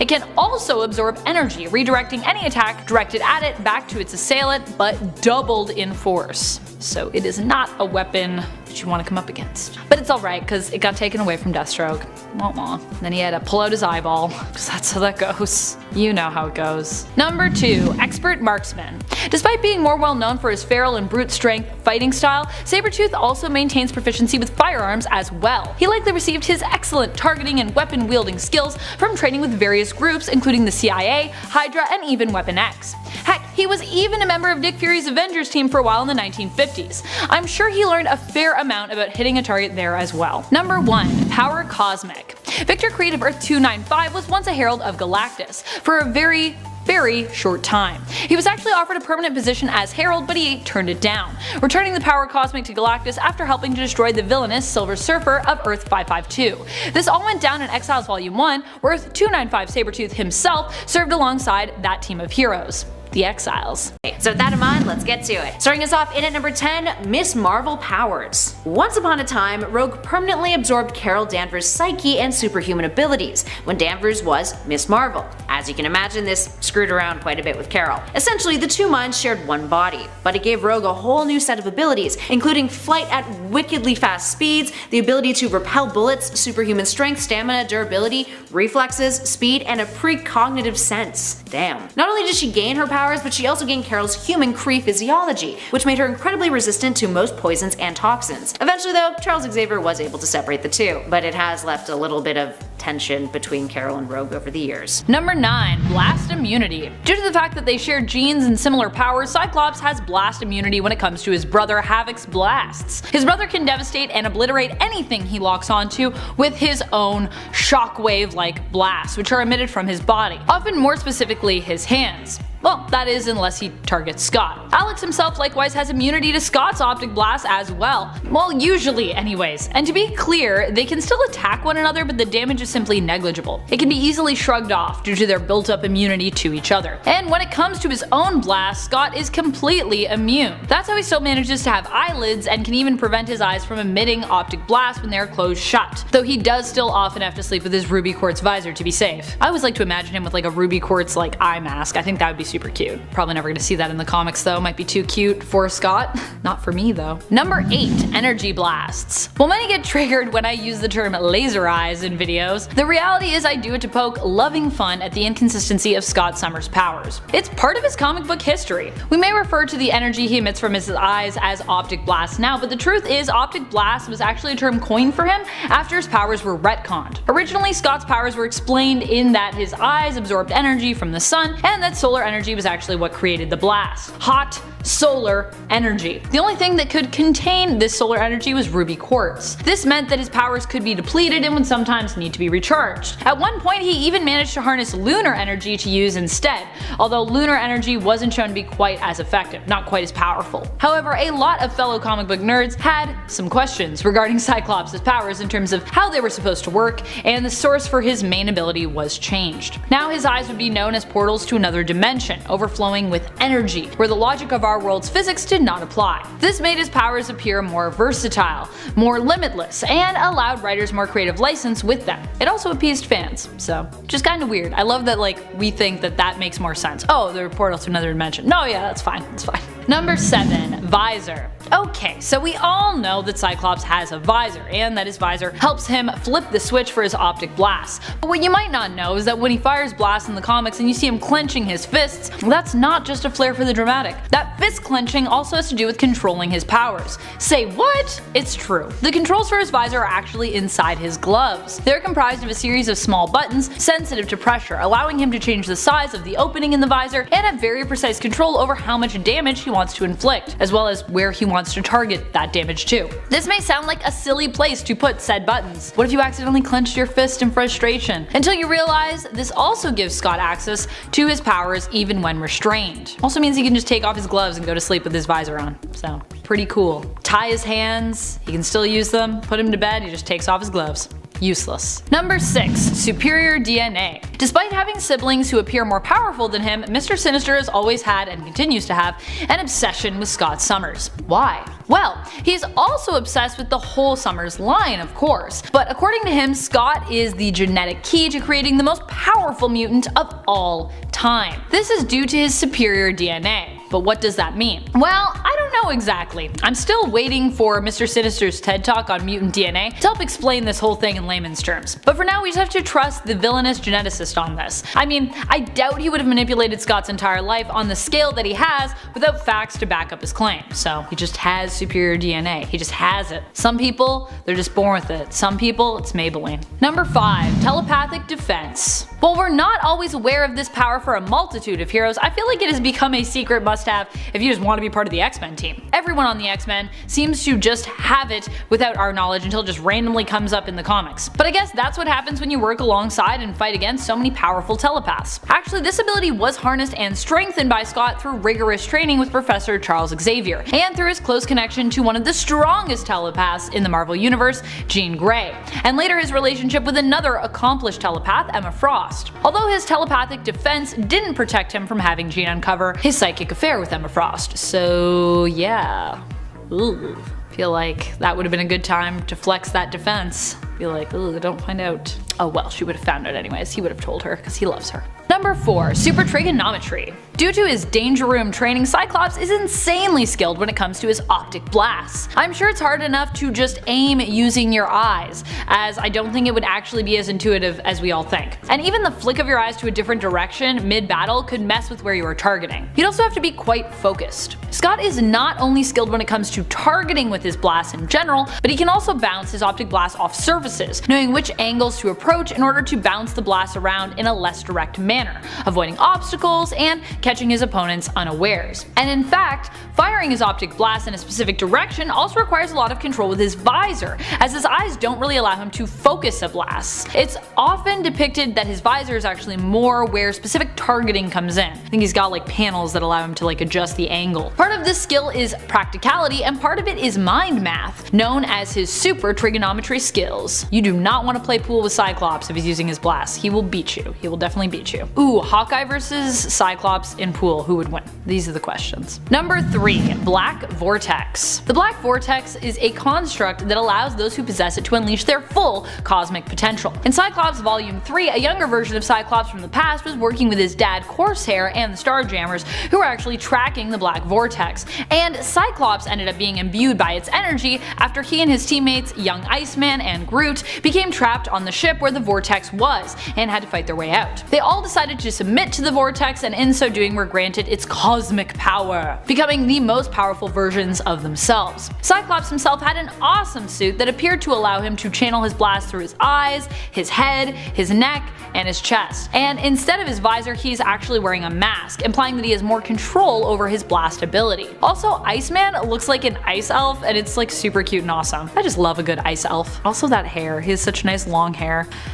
Elves are so cute. Number 2 breaks adamantium. During the Age of Apocalypse storyline, Cyclops and Wolverine end up on opposite sides of the battle. Cyclops found himself temporarily allied with Apocalypse, and although in falling for the rebel and prisoner Jean Grey felt like he might be switching sides, this all ended up happening not quite fast enough. He came to blows with Logan, known as Weapon X in this alternate timeline, who showed up and fought to free Jean by himself. Unsurprisingly, once again, even in this alternate timeline, Jean was a huge part of these two's dislike for one another, and without the mutual cause of Xavier and the X-Men to unite them, their fight became a brutal one. Cyclops lost an eye and proved the power of his blast when he ended up breaking through Logan's adamantium-coated skeleton, severing his hand. Was it the left hand or the right hand? I feel like in comics, I feel like it was the left hand, but that's some real trivia for you. Tell me which hand it was. Number 1, Spirit Bomb. What's better than optic blasts? Happiness blasts! Yep, Scott one time used his power to channel happy thoughts through his eyeballs in order to stop an alien invasion, with a little help of course from his friends. This was back in the 70s in Volume 1 of Uncanny X-Men. Of course it's from the 70s. A race of aliens known as the Xenox threatened to destroy the Earth using the proximity of their piloted homeworld's gravity, but they had one huge weakness: their fear of positive emotions. Meaning that when Charles Xavier channeled all of Earth's positive thoughts and passed them telepathically onto Jean, who in turn passed them on to Alex Summers, who boosted them with cosmic rays, and passed them on to Cyclops, whose eyes they came out of in a beam of hot and awesome intensity, which was then cooled somewhat by Iceman as the beam made its way straight to the Xenox, the invaders were successfully scared off, defeated. Man, that's a lot of passing. That's like, these guys should play like sports more, I think. They'd be so good at it. And that's how Cyclops' Spirit Bomb ability saved the planet. Sure, he needed help, but geez, what a plot. So yeah, he can use his eyes to channel other things sometimes. Fun fact. And at number 10, thermochemical energy. Let's start off this list by addressing the basics behind Sam's powers. He possesses the ability to generate something called thermochemical energy from his body, releasing it from his skin. This is energy that allows for the mutant to thrust himself and propel his body through the air, not dissimilar to a rocket. In the early days, he was only able to emit this energy from his feet and his legs, but nowadays his skills have improved tenfold, and he can release this energy from any part of his body, but we'll dive into more of that a bit later on. And at number 9, superhuman durability. This one is kind of a given when your mutant power is literally flinging yourself through the air at dangerously fast speeds. When using his powers, Sam's durability increases significantly, all thanks to the energy field that forms around his body. When not using his powers though, he's as vulnerable as a regular old human being. Despite what he's learned in his training, of course. I mean, that'd come in pretty nifty. Like, imagine you just like wanted to show off to your friends and then you're just like, I'm gonna shoot myself into a wall and then break through it like the Kool-Aid Man and like live to tell the tale. And at number 8, willpower. Shooting oneself through the air is no light matter. Is that a pun? I guess. If you think about it, it could be potentially fatal for Sam to do so, but that's where this facet of his powers come in. He is able to maneuver his body, control his speed, and change his direction solely through sheer willpower. This could potentially answer why our next number has been a question for those of you who are Cannonball fans. Number 7. Super Jump. This ability is tied to his incredible strength and durability. Because he is both strong and durable, he is able to use his strength to push himself off the ground and leap great distances. And it doesn't hurt him because of his durability. He could jump up to certain buildings or is able to jump off very high points and land without even a scratch. All of those traits definitely come in handy for any superhero. And not even all superheroes don't even have that. So the fact that Luke Cage does makes life a little bit easier for him when he goes up. To protect the city. Also, who would want to be able to jump great distances? I mean, that'd be awesome. Just jumping around the city. A guy can dream. Up next, number 6, flight.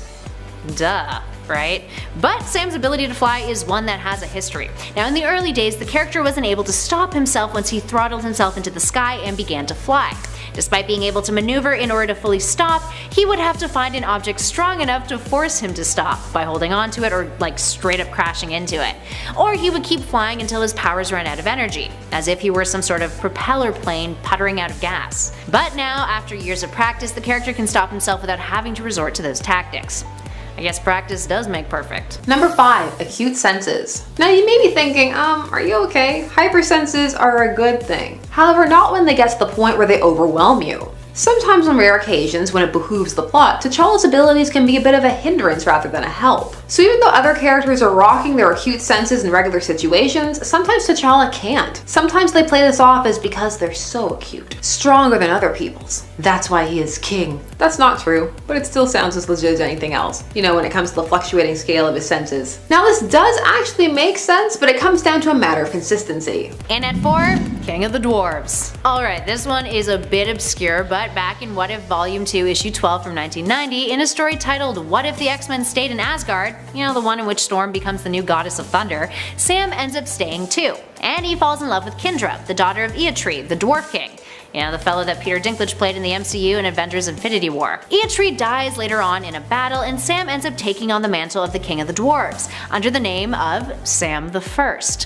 One can assume that the title comes with the perks Eotre had, which was an expertise on forging weapons and an extended lifespan, the latter likely being what Sam would have inherited. And to be fair, considering that when the X-Men were in Asgard, Cannibal pretty much saved Odin's life, so he definitely has earned the respect of the Asgardians enough to take up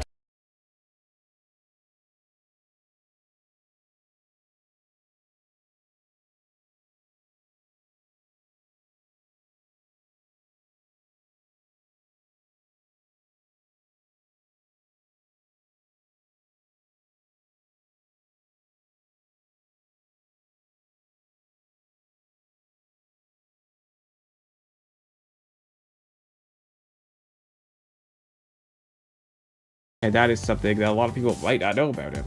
But, you know, some probably already do. Moving on to number 2, energy absorption. Cannibal can absorb and redirect energies from others. In Uncanny X-Men issue 341 from 1997, he took on Gladiator, aka Kalark, the warrior from the Shi'ar Empire, the Shi'ar Imperial Guard leader, who gives off some serious Superman vibes, might I add. Gladiator is a pretty strong dude. When fighting him, Sam was able to absorb his punches and redirect their energy force to use as an attack.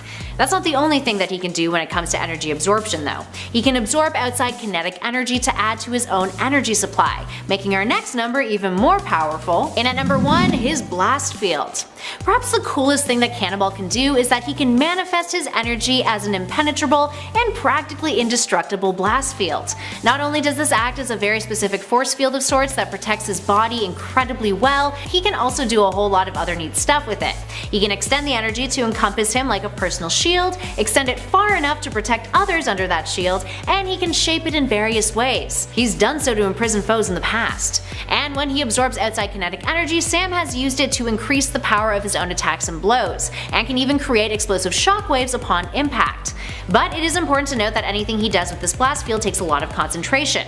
He's essentially emitting this energy and actively concentrating on not blasting off, so that he doesn't propel himself into the air when he uses it. Number 10, immune to mystical attacks. When you're a superhero, you need to be prepared for pretty much anything. There are a wide array of different types of villains that can come your way. This of course includes magic. So T'Challa worked to find a way to render himself immune to mystical attacks as a way to deal with Doctor Doom. Cause one must never forget that Doctor Doom is a master of science and magic, for he is Doom, and he doesn't discriminate. He has no time for science versus magic pettiness. So T'Challa got an alchemical upgrade that made him able to detect, hide from, and be impervious to mystical attack. Now mileage on this varies. For some it's cool. He saw a problem and a weakness and he solved it. But for others it's like, well, isn't this like when you're playing on the playground and the kid is like, nuh-uh, you can't hit me because suddenly I have immunity. T'Challa can already do a lot, so for some this was overkill. Number 9, reanimate the dead. Oh yes, Black Panther is a necromancer and actually king of the dead. So he can raise the dead and create and command a zombie army, which may not sound like the most heroic ability, but I guess it's all in how you use it. He was anointed as king of the undead, and with that came all of these mystical abilities. The thing with an ability like this is not only does it feel like it skews villainously, but it also is something that changes the scope of many conflicts. I mean, there are dead people everywhere, so any conflict is just potential zombie horde, or maybe at least zombie gang, or henchman, or wait, heroic, okay, zombie sidekick. Number 8. Humanoid Panther. Earth X is one of the well-remembered alternate universe Marvel stories, a dystopian world where a mutagenic virus has run rampant, courtesy of, you guessed it, Reed Richards. The way these mutations manifested varied, but in Black Panther's case, he became a panther. A human panther. Panther Man. Cat Man. It's hard to be a menacing cat man. I mean, you can push and make a credible case, but it's an uphill battle. The whole story was pretty interesting though, so actual Panther Black Panther fit right in. He fit right in. Marvel is currently mining its past successes, so there is a follow-up series following some miscellaneous characters and kind of a prequel to Earth X, and so far it's pretty solid. In at number 7, his power levels vary. Over the years, Sam's powers have varied wildly. As we mentioned earlier, in the beginning, Sam was only capable of emitting thermochemical energy from his legs and feet. And while his ability to manipulate his blast fields are pretty consistent, more on those later, the full range of his powers have been speculated. At his peak, we've seen him plummet to the ground from a high altitude and completely devastate several city blocks. He's also faced foes that are considered quite strong in the Marvel Universe. One thing is for sure though, when he applies thrust to his powers, there is a significant hike in what he can do, like increase his strength enough to lift over a ton of weight. Number 6. Mangaverse. So on Earth X, T'Challa was a literal Panther Man. In the Mangaverse, oh, it's so much better. So he's a dude with a pet panther who can summon spirits, and when he does so, him and his panther combine into Black Panther. Again, a Panther Man, but this time a dude literally fused with the cat. He could also become the Falcon, cause why not? Summoning spirits and animal transfiguration. Practically the same thing. I can't think about any of this without thinking about Manimal. Number 5. Enhanced Speed. This power is not one that immediately comes to mind when you think of Luke Cage, but he does technically have it. Because of his strength, he's able to push his body a lot farther than the average human. Now, he's not as fast as people with super speed, but he would still be near the top of the list. Plus, he can run through things and it would not really hurt him. Unless it was some sort of adamantium wall or alien metal or something along those lines, then yeah, it might hurt him a little bit, but he'd bounce back. He is super healing, he's all good, you don't have to worry about Luke Cage. Number 4. Spirit Energy Constructs. So back to King of the Dead. Not only can T'Challa raise a zombie army, but if your body is no more than just, well, it's done, he can raise your spirit and create a kind of physical construct body for you to inhabit. So you'll be corporeal and be able to do some damage. That's intense. This is high sorcery. Scary T'Challa. Let the dead rest. But what he really does with this is create a magic spirit of ectoplasm that can affect both our physical plane and the nether realm. Plus it looks cool. Moving on to number 3, Biokinetic Blasts. One of the many tricks Cannonball has pulled over the years when utilizing his thermochemical energy field propulsion is that he can create biokinetic blasts out of his hands, like concussive blasts. It takes a lot of concentration to channel it, but it has proven to be an effective attack. In addition to this, he was trained in hand-to-hand combat by Cable and has become an efficient fighter that way. Number 2. Ghost Panther. The Infinity Warps universe. More amalgams, but this time with other characters within the Marvel Universe. So here we have a fusion of Black Panther and Ghost Rider, specifically Johnny Blaze. Here we have a young T'Challa who was arrogant and rebellious and exiled from Wakanda after getting in some beef with his dad. So he went to America where he met Jericho Simpson, who became his new mentor and renamed him Johnny Blaze. Just cuz. He took up stunt work. But then while doing a stunt, he felt his father dying, which broke his concentration, so he died too. Then he was revived and offered Ghost Rider's powers.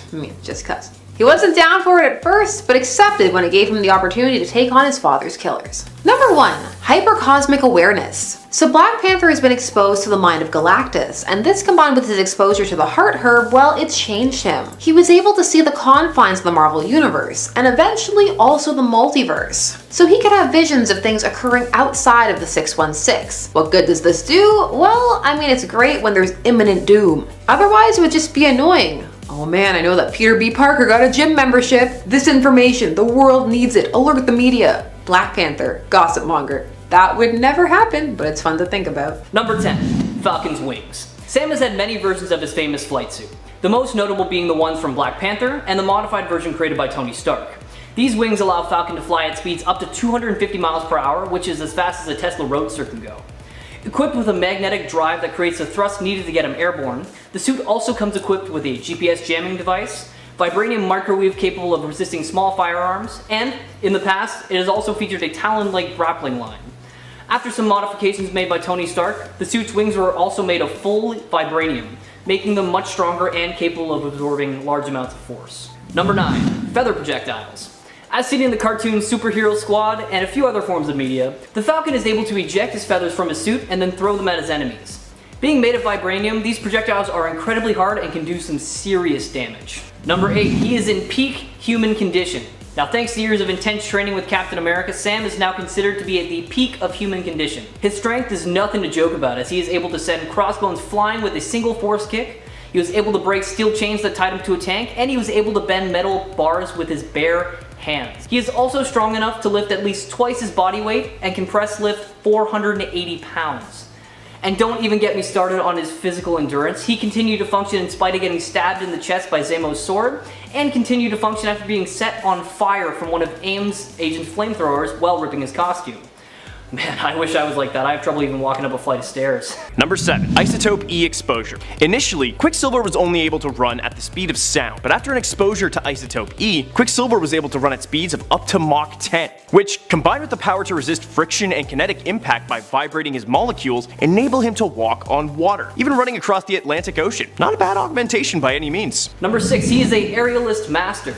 It's very well known that Sam is an excellent flyer. I mean, his superhero name is the Falcon, so you kind of hope so, right? Now, thanks to many years of experimentation with his wings, he has mastered the art of flying and fighting in the air. So much so that he is considered one of the best aerial fighters in the Marvel world, exceeding the skills of other flyers such as Iron Man and Ms. Marvel. Number 5. Time displacement copies. After his sister Scarlet Witch removes most of his powers, Quicksilver receives some new abilities thanks to the Terrigen Mist, a naturally occurring mutagen. These abilities include being able to displace himself in time and move into the future, allowing him to create copies of himself. Notably, he used this ability to take down Magneto in Son of M number 5, overwhelming him with 2 additional copies of himself. Evidently, they shared some form of thought process, even continuing each other's sentences. Probably the coolest power he had, in all honesty. Number 4. Human-Bird Hybrid. Now, although we're primarily focusing on Sam Wilson, I thought I should mention that there is another hero that uses the name of Falcon, and that is Joaquin Torres, the Arizona-born sidekick to Captain America. As a result of Carl Malice's experiments, Joaquin was turned into a Falcon-human hybrid, giving him the ability to fly by flapping his arms since they've been partially turned into wings. Now, this has obviously affected his personality as well, giving him enlarged eyes, bird-like talons on both his hand and feet, as well giving him a very distinct feature that I will discuss very shortly. Number 3. Navigation via vibrations. Another advantage of Quicksilver's abilities is that he's able to detect vibrational patterns in his environment, effectively enabling him to be his own compass. This skill is particularly advantageous when in open areas and allows him to maintain orientation while traveling at high speed. Nothing too special to say about that, but a very useful ability. Number 2. A cybernetic implant.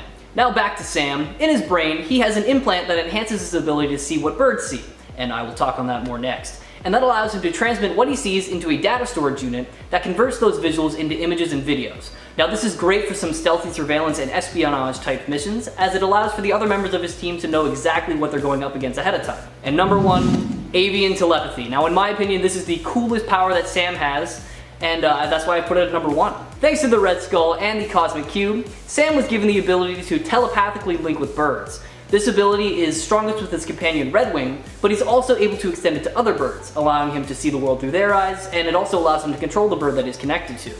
Now, the coolest thing is that this also applies to all avian-like creatures, even the inhuman bird people seen on Aerie or Sky Island.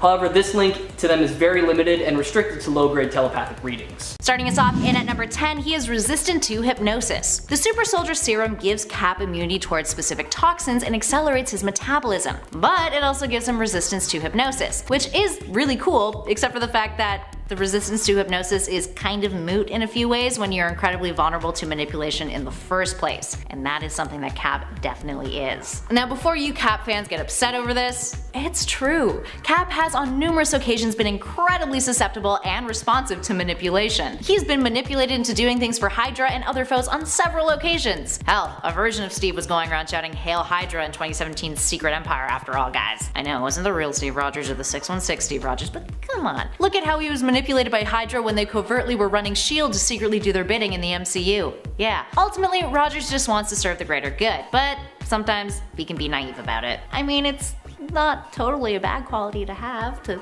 see the good in everybody and want to trust people. Coming in at number 10, we have Venom's ability to detect members of his symbiote family. Like many other carnivorous, terrifying alien races from beyond the stars, the symbiotes have something similar to a hive mind that, when utilized, allows Venom to know the general location of any symbiotes that originally spawned from him. And while it's not a perfect ability, given the amount of times that other symbiote villains have been able to block Venom's radar, it's still a pretty unique talent that comes in extra handy every time Spider-Man needs help facing another symbiote threat. Coming in at number 9, we have Venom's power of parasitic inheritance. While the Venom movies have recently made it seem like Venom's similar appearance and abilities to Spider-Man are all just a weird coincidence, the comics make it clear that this was anything but. When the Venom symbiote was originally bonded with Peter Parker, it actually inherited some of his spider-based abilities, meaning that Venom will always be able to create webs and use the Wallcrawler's powers against him. This also means that if the Venom symbiote infects any other superpowered heroes or villains, it can also gain their powers, which honestly has been pretty underutilized in the Marvel Universe so far, with the exception of the occasional What If storyline. Coming in at number 8, we have Venom's matter manipulation. Now, everybody knows that Venom is made of weird, icky goop that he can control. It's kind of his most defining trait, and his initial twisted, melted Spider-Man appearance is still iconic to this day. But did you know that this ability is actually way more powerful than you might think? Whenever Flash Thompson took over the role as the symbiote's host, as Agent Venom, he showcased the ability to use bits of his symbiote essence as a projectile weapon or bullet, and then using his manipulation abilities on the bullet to tear an enemy apart from the inside out. Definitely not the nicest way to take out a villain, but hey, he's still Venom, so you gotta have a little bit of anti in that anti-hero. Number 7, motorcycle. Okay, I know what you're thinking. Amanda, having a motorcycle is not a superpower. And you're right, it's not a superpower. But hear me out. Black Canary just doesn't own a motorcycle. She's exceptionally skilled at driving it. And just driving in general, actually. In my opinion, she could actually add stunt driving to her resume as a skill. Based on what she's shown us, this is a job she could definitely rock. Also, I would read a series where Black Canary was a stunt driver. I feel like that'd be super cool. She's like, I'm a rock star by night and a stunt driver by day. Basically, I'm just the coolest person ever in my fishnets. Coming in at number 6, we have Venom's all-natural tracker beacons. Another addition to his moveset during the Flash Thompson / Agent Venom era, Venom didn't need to rely on technology or GPS when trying to track down one of his targets. By using the same ability that allows him to know the location of his offspring, Agent Venom was capable of sticking a piece of his own symbiote self onto others and then track them down as if he'd placed a literal beacon on themselves. It might be crude, low-tech, and a lot goopier than your usual method of tracking, but you really can't argue with the results. Number 5, spells and phrases. When Wanda says those 3 words, no more mutants, the world just flipped. But Wanda has a vast array of spells she can use, and I'm really hoping we start to see this side of her now that Agatha has dragged her into the #witchlife. She also has this ability to purify objects as well. For instance, in Scarlet Witch issue 10, she purified a lake with a spell and then tossed a demon in, freeing the 2 souls that it was possessing. And if you need to sneak around town at all, maybe a sneak attack on a supervillain perhaps, she can use a spell to make objects or people invisible. No cloak of invisibility needed. Coming in at number 4, we have Venom's ability to merge with inanimate objects. That's right, we all know that symbiotes are easily capable of bonding with other organic life forms, whether they be human or alien, but a rarely seen ability of the symbiote race is that they can bond with inanimate objects if the need ever arises for survival. In one particularly notable instance, the Venom symbiote once combined itself with a broken down car so that it would have a body capable of moving throughout the city, repairing the car with its own tendrils to make it fully operational. Nay, I guess it beats the mechanics bill.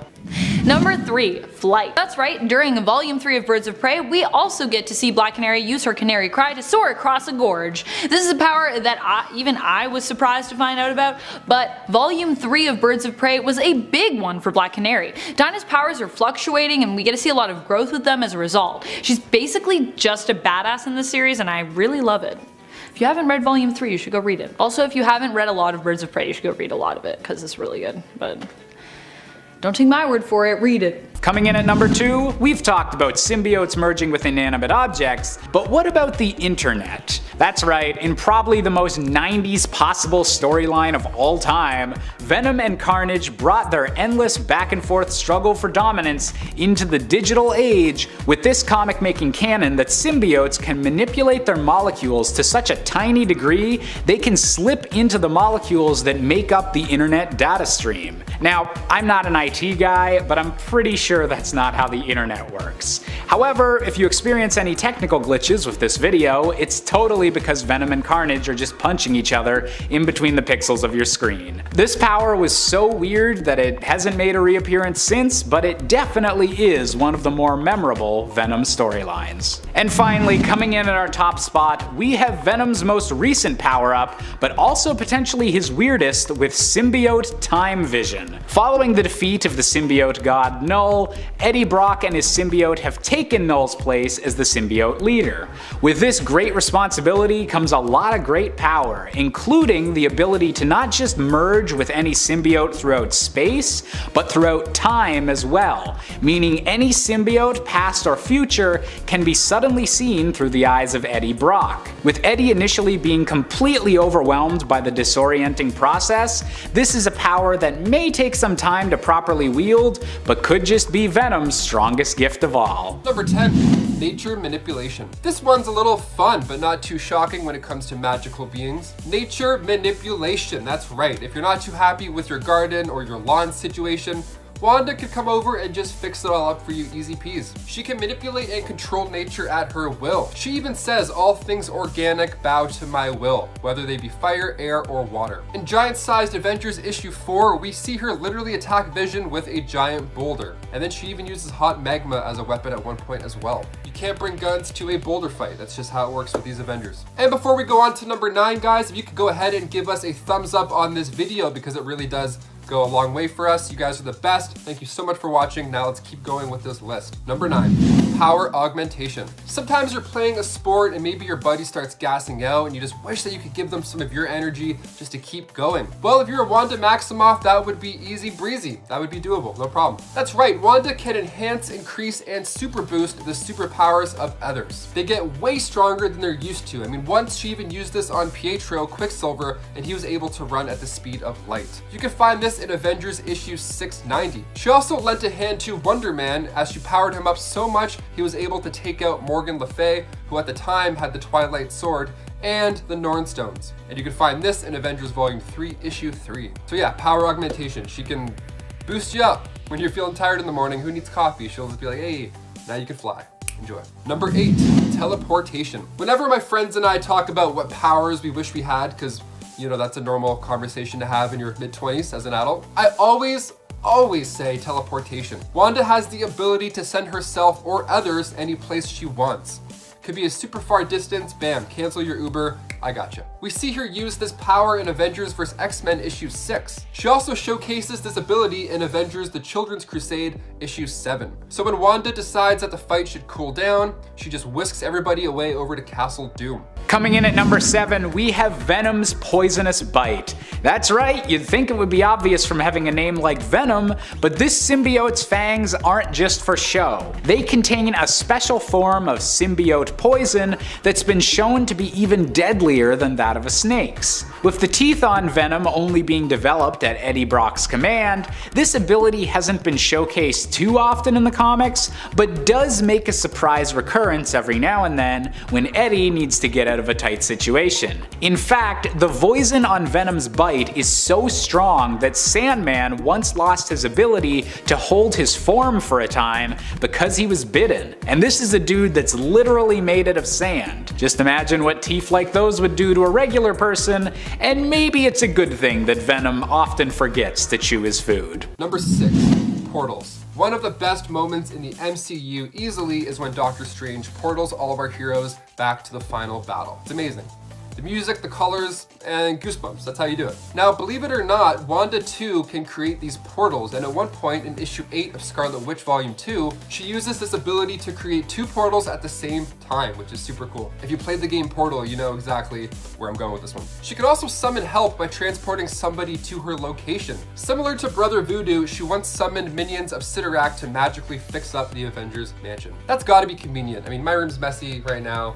I could really use some minions of Cyttorak to come and do some laundry. Number 5, lie detection. The combination of Logan's heightened senses allow him to operate as a fantastic lie detector. He is able to recognize superheroes' secret identities by matching their scent, no matter how much Peter Parker wants to try and insist that Logan has it all wrong. Peter Parker's like, no, I'm not Spider-Man, oh no. And he can also detect the slightest changes in someone when they are sharing information. A change in heartbeat, tone of voice, or the fact that you could start to slightly sweat could be picked up by Wolverine and help him determine if you were lying or not. Probably another reason he is considered an expert spy. In other words, when confronted by Logan, you probably just want to be honest with him, lest you risk him going into a rage as a result of your perceived dishonesty. Ugh. Number 4, hot claws. Sounds so ridiculous when I say it like that. After being resurrected, Logan found that he had access to a new ability as a result of going into his berserker rage. When Logan goes berserk, he becomes more animalistic and impulsive, less in control of himself and his emotions. This can be seen in the comics when Wolverine feels an intense sense of betrayal or loss, which sometimes sets him off into a rage. Think of the Barbarian class in Dungeons & Dragons, sorta like that. When he was resurrected, he found that going berserk would also cause his claws to go hot. They have been revealed to be hot enough to light fuel in the comics, and I imagine would be like fighting someone with a set of hot pokers attached to their arms. Pretty terrifying. But at least any wounds you received fighting Berserk Wolverine would be instantly cauterized, so that's a plus. You're not gonna bleed out probably. Still don't want to fight Berserk Wolverine, that seems crazy. Don't do it.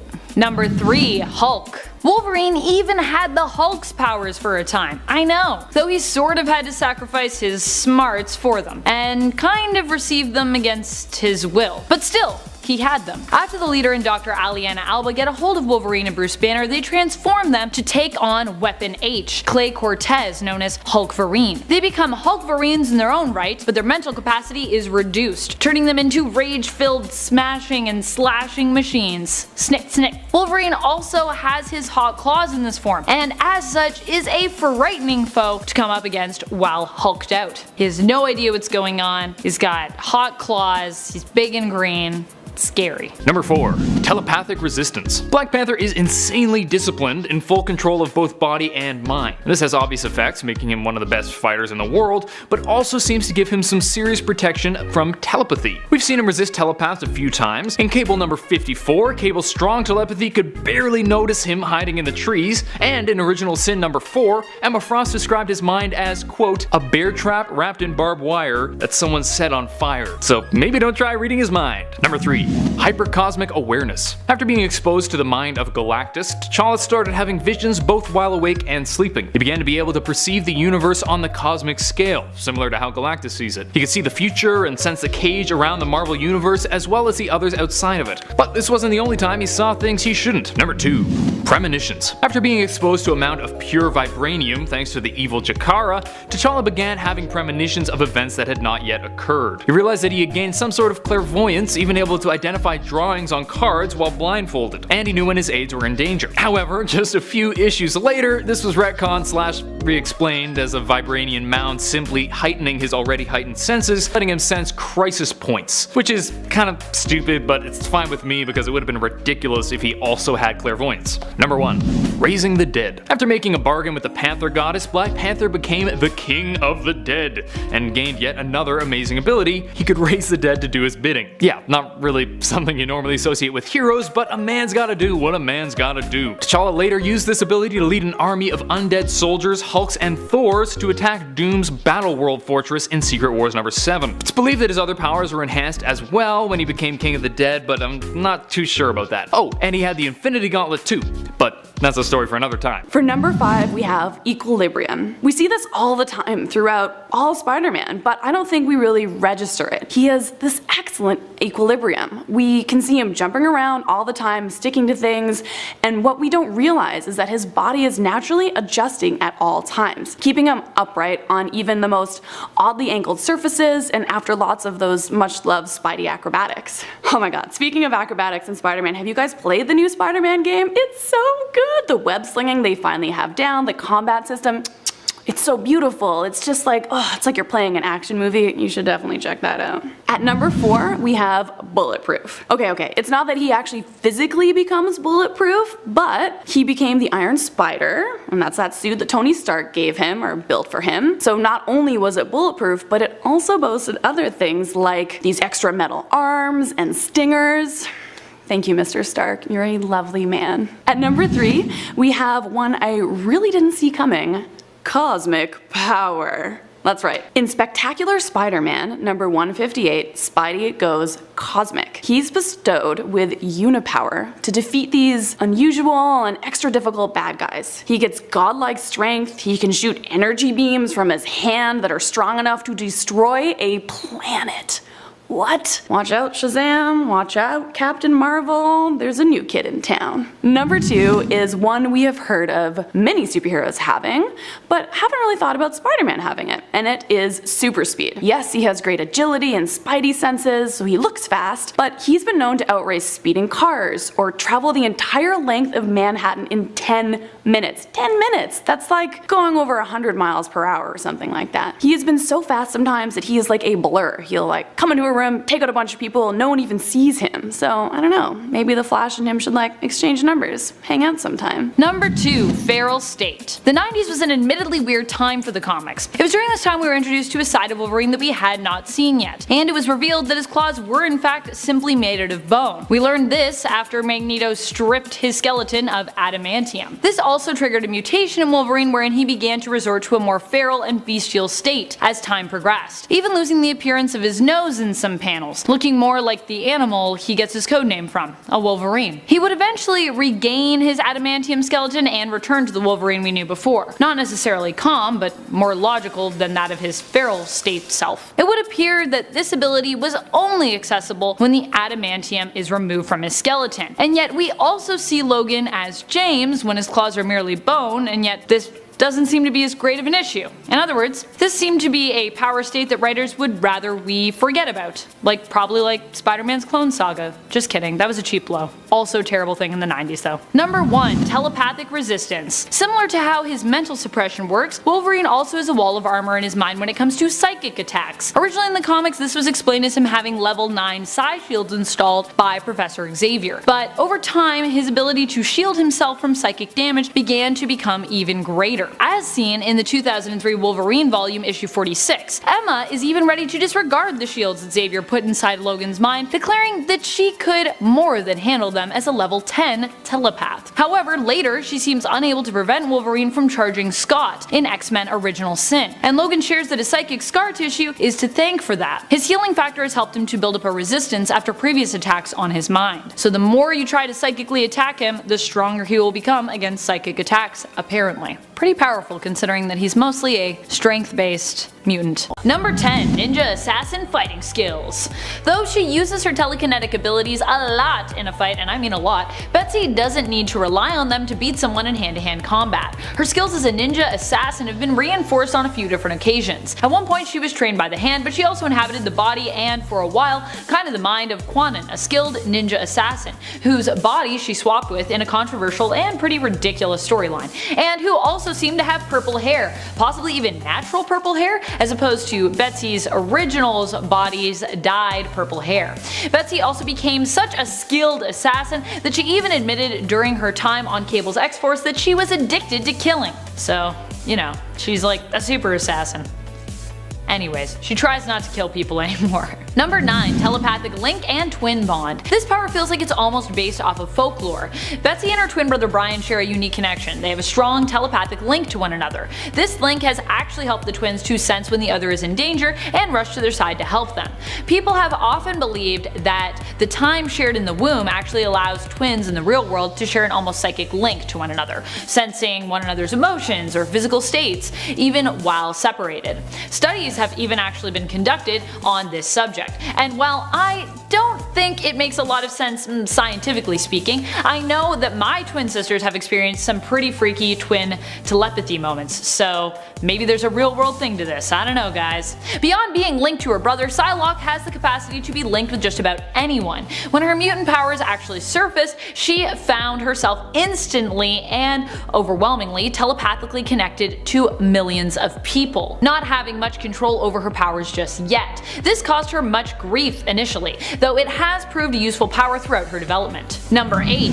She's a spy. Psylocke is a master of shadows for many reasons, one including her prowess as a spy. She worked as a spy agent on the Psi division of Strike, the special tactical reserve for international key emergencies. Well, for a time.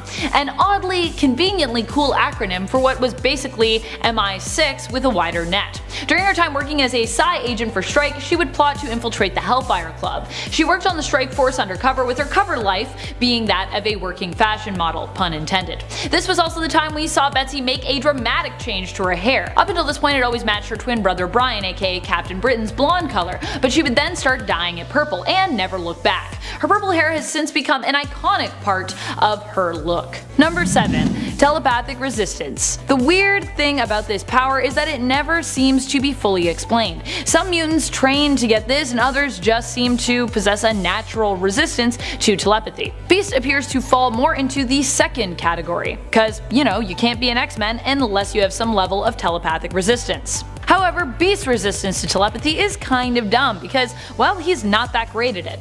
It basically just means he is not openly vulnerable to telepathic influence, but when up against a powerful or potent telepath, or if someone can use his fears, like Cassandra Nova did against Beast, his resistance quickly breaks down. So this power is kind of a dumb one because it's just, well, it's not that useful. And after all, the X-Men are more often dealing with powerful telepaths than low-level ones, so. Number 6. Force fields. Beyond having the physical and tactical skills to take down an opponent, Psylocke can also guard against physical attacks when she wants to, and even shield herself from things like magical explosions or fire. Using her telekinesis ability, she can construct a force field around herself and others to protect from incoming attacks. It isn't an effortless ability, however, as it does require a lot of mental strength and focus on her part. Number 5. Acute senses. Okay, you know about the senses, but did you know how precisely acute they are? This goes beyond being able to follow a scent, and instead dives into the realm of she can tell individualized things about a person from their scent. For example, if they have high cholesterol. And she can do this for hours afterwards, long after other creatures would have lost the scent. This of course makes her a super dangerous opponent if you're trying to hide from her, because you have to do so much more masking than just dousing yourself in Axe cologne. I covered myself in cologne, she'll never find me because I smell sauvage. Number 4. Magic immunity. After Jamie Braddock resurrected Psylocke, she was brought back with some different abilities. While she no longer had her shadow teleportation power, she found she was now immune to telepathic or telekinetic interference, and Jamie even insisted that she had a resistance to magic, specifically reality-altering magic. He apparently had made sure she was brought back with these resistances, as he needed her in order to defeat the Forsaken. Number 3. Secondary mutation. This is apparently the power and ability that we have to blame, which has caused Hank so many changes over the years. He developed a secondary mutation as a result of consuming his serum, which he sought to protect from being stolen, and this caused him to mutate more, and caused him to enhance his mutation permanently. Long term, it is suspected that this has continued to affect the evolution of his mutation, causing him actually to also continue to change and awakening within Hank recessive genes in his DNA, which have caused him to revert to a more animal-like appearance. He's like a two-way evolution, embodying the strengths of those we evolved from and the advancements of the modern man, shown by his advanced intellect. This becomes in and of itself a little bit silly, though, when you realize that it means he went from ape to cat because of this. So I guess who knows where to next, because I would think, you know, maybe cat then ape. Ape is like all the way at the back, right? I don't know. Someone that studied evolution, let us know in the comments. Number 2. Flight. You may know of Psylocke's famous butterfly aura that surrounds her eyes and face while using her telekinetic abilities. Likewise, she can also use her telekinesis to give herself metaphorical wings and allow her to take flight, though she is also sometimes pictured with that neon pink butterfly wing-like aura on her back while soaring around. So sometimes it does actually look like she has wings, telekinetic wings, which is also kind of fitting considering how romantically close close she and fellow X-Men Angel have been over the years. This seems to be an ability that writers sometimes also forget about though, so she doesn't use it that frequently. You can see her take flight in the Uncanny X-Men series from 2016, volume number 4, if you want to see that, which I mean, who doesn't want to see Psylocke fly? It's super cool. Number 1. Invisibility. When you think of Psylocke, you may think of her stealth abilities. She is a spy, a ninja, an assassin, and has been known to shadow teleport. But what you might not think about when it comes to her stealth is her power of invisibility. Yes, she can turn invisible. This power comes from her telekinesis skills. Although it's not often seen, she has used it before in the comics. This, combined with her astral projection abilities, makes her an even more stealthy mutant than you might initially suspect, though as we've seen, it doesn't do anything when it comes to cloaking her from Mr. Fantastic. Unsurprisingly, trying to use invisibility powers to sneak up on a man who is married to the Invisible Woman is really, well, not the most effective way to use that ability. I'm sneaking and Reed Richards is like, I know you're here. I'm used to invisible people, it's kind of my thing. Number 5. Super Smell. As Spider-Woman, Jessica Drew has heightened senses, but one you might be surprised to hear about is her super smell. Her smell is so good that she was able to tell that the Nick Fury she was talking to in New Avengers Volume 1, Issue 23 was an AI decoy, as opposed to the real thing. She commented to Maria Hill on her improvements to the model, but cited the smell as the thing that tipped her off. That's some Wolverine level sense of smell there. Unless S.H.I.E.L.D.'s AIs like reek of oil or something, which I sincerely doubt considering how many other people they have succeeded in fooling, this is pretty impressive. Number 4. Dimensional travel. Jessica ended up getting her very own dimensional watch following the Spider-Verse events. This device was listed as part of her equipment at the back of Spider-Gwen Volume 2, Issue 7. The weird thing though is that in that issue, it was Spider-Gwen's dimensional watch that went missing, not Jessica's. Yet Jessica was concerned about being without a way to teleport home after her and Silk of Earth 616 had joined Gwen on Earth 65 for brunch. Spider-Gwen's device was stolen and Jessica Drew, Spider-Gwen, and Silk of Earth 616 had to team up to retrieve it. It's just really weird that at the end of this issue, it acknowledges that Jess has one, cause like she clearly didn't have it in that issue. If she found out that she did, she would have like teleported home to her baby in an instant. I am sure. She loves that baby. She loves it. Little baby Jerry. Pretty cute baby actually. Number 3. Pheromones. When Jessica Drew was first introduced, she struggled a lot to deal with other people. I mean, of course, she was basically raised in a tube and then later brainwashed by a Hydra into thinking that she'd been a spider, so kind of understand where that comes from. She was known as socially awkward and often written as shy. She ended up feeling isolated and removed from the world, though we later found out the reason she seemed to drive so many people away is because she unknowingly produced fear-inducing pheromones. This later was a forgotten power as Jessica took medication to help suppress it. Later it was implied that the extra pheromones she produced were actually seductive in nature. Or maybe she had just gotten better control of them? I don't know. But she definitely has used them to seduce people before. And once again later she decided to use a fragrance to neutralize and mask her pheromones instead. So this power is still not really often brought up or used, though one time she did use it to get Hulk to make her a sandwich. I'm not joking, that happened. Can check it out. Number 2. Superhuman speed. Not only does Spider-Woman have superhuman strength like other spider people, but she also has superhuman speed. In Spider-Woman Volume 1 Issue 40, she is fighting the Flying Tiger. When he swings and misses her, he ends up puzzled. He wonders if she even moved and how he could have possibly missed her. Didn't see her move at all. Jessica reveals in a thought bubble that she is simply too fast for him to see, confessing that she can move faster than one's eyes. She also seems to be able to fall really fast in the comics for some reason. And that fight between her and Tiger has some crazy hilarious dialogue. If you haven't read it yet, you really should. No, Tiger, you're inept. I'm gonna use that insult on people. You're inept. Stop that. Number 1. Venom Blasts. A unique ability that Spider-Woman has that not many other spider people possess is her Venom Blasts. She can shoot bioelectric energy from her hands, which allows her to shock an assailant and often knock them out. This power has the ability to target multiple people, travel through metal as it is an electrical current, and even move through others and leap to another target, like lightning. And these Venom Blasts are powerful. She's used these powers before to hurt Null, Breaker of Worlds, stun an Aleph, and even kill someone. Accidentally, of course. She didn't mean to. She's like, nah, oops, killed ya. Number 2. Scarlet Witch Famine.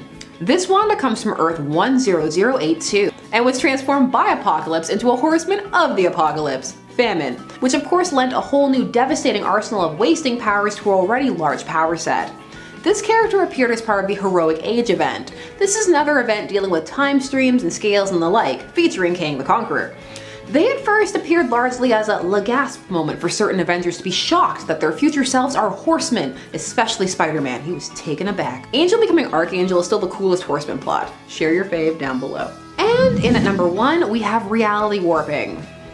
I've put this at number 1 because while this may be the ability most know the Scarlet Witch for, it is also one of the most controversial. This power was achieved via retcon. After Busiek had worked in chaos magic, Avengers Disassembled would then retcon her abilities to purely mutant, and they would place them in the reality warping vein. And she would be so powerful that she was on an omega scale and she could alter anything, and she did. Firstly, aside from her kids, she created the House of M universe and then nearly erased all mutants from existence. However, these powers would be short-lived. Only a few years later in Children's Crusade, which would also reintroduce those kids, her powers would be re-established as magical, and her powers would be said to be amplified by an outside source, which is why she could do all the extra things she did in those storylines. This retcon, I'm not sure why it happened and then why it was so quickly undone. What do you prefer? Chaos magic or reality warping? Number 10, temperature resistance. The crazy thing about this power isn't so much that it exists, but that it appears to have always existed. Even before Beast had his iconic fur, he was resistant to cold. A fur coat makes sense for this, but his randomly being cold resistant doesn't really make a ton of sense without it. Although this is also back when Beast had an insane healing factor and could heal from almost any injury, similar to Wolverine or Deadpool. A temperature resistance makes sense for a furry character who would be insulated, or even a character who I guess is known for their endurance. However, the weird carryover of this power as Beast has changed over the time, from having a healing factor to a blue fur coat, is just kinda strange. Number 9, magic. In the 2016 series of All New X-Men, we see Hank turn from scientific pursuits to those of a more magical variety.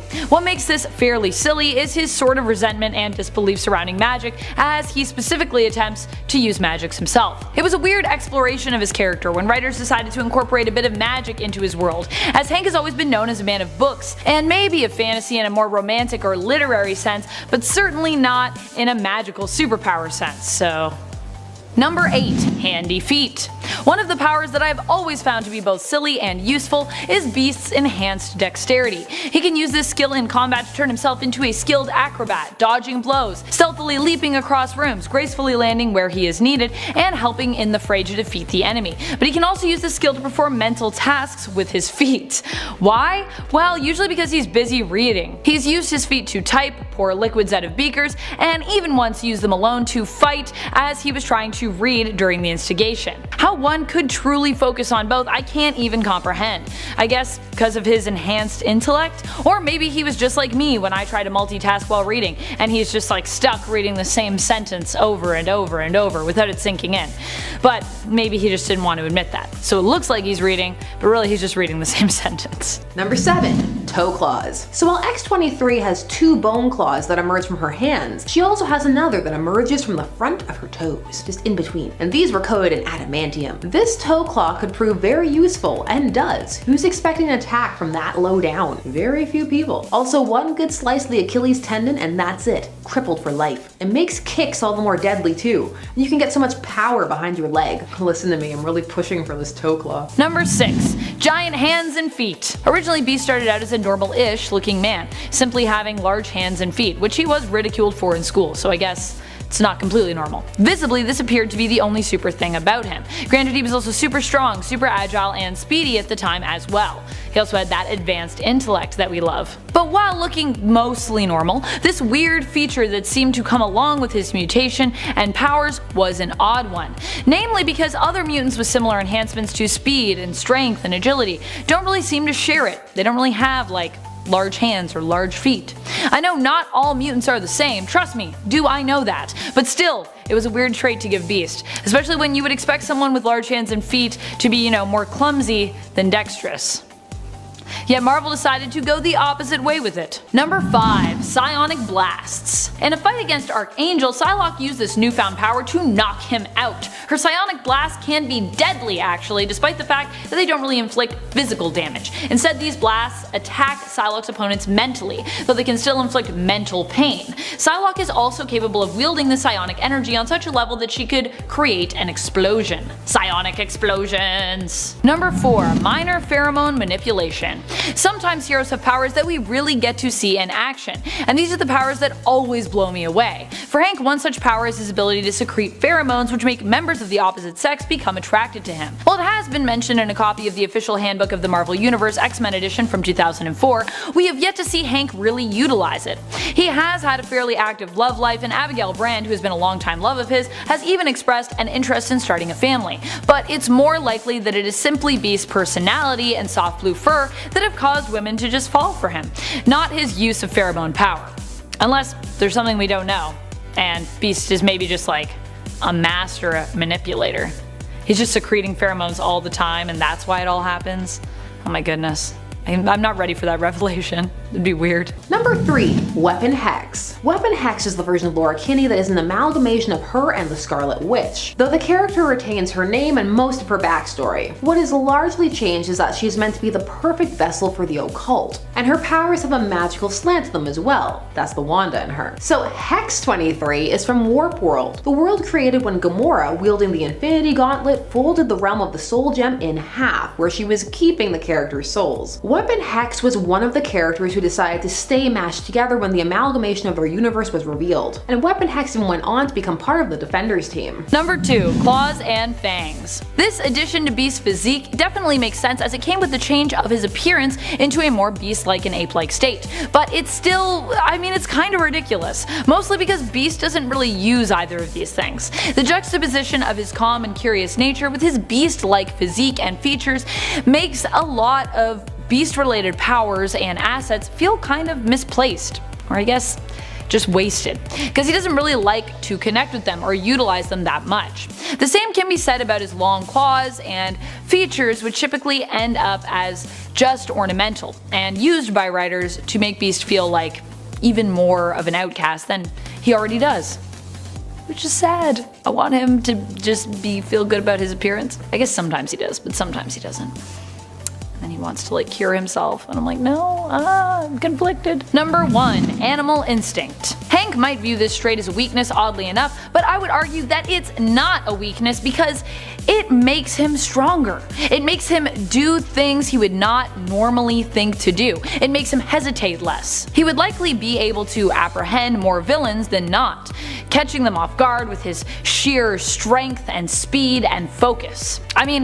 He also might kill them, but they'd be stopped at least. But Hank fears his animal side, which alienates him from it and causes any instincts he taps into to be rebuked as opposed to embraced. Really, I think he just needs to take a page out of Wolverine's book, tap into his instincts, and let go a little bit more. Facing his fears would only make him stronger, I think, and eventually give him more control over a power that could be better utilized. Number 10. Reattach limbs. Now, one of the powers Wolverine, and hence his clone, is most known for is the healing factor.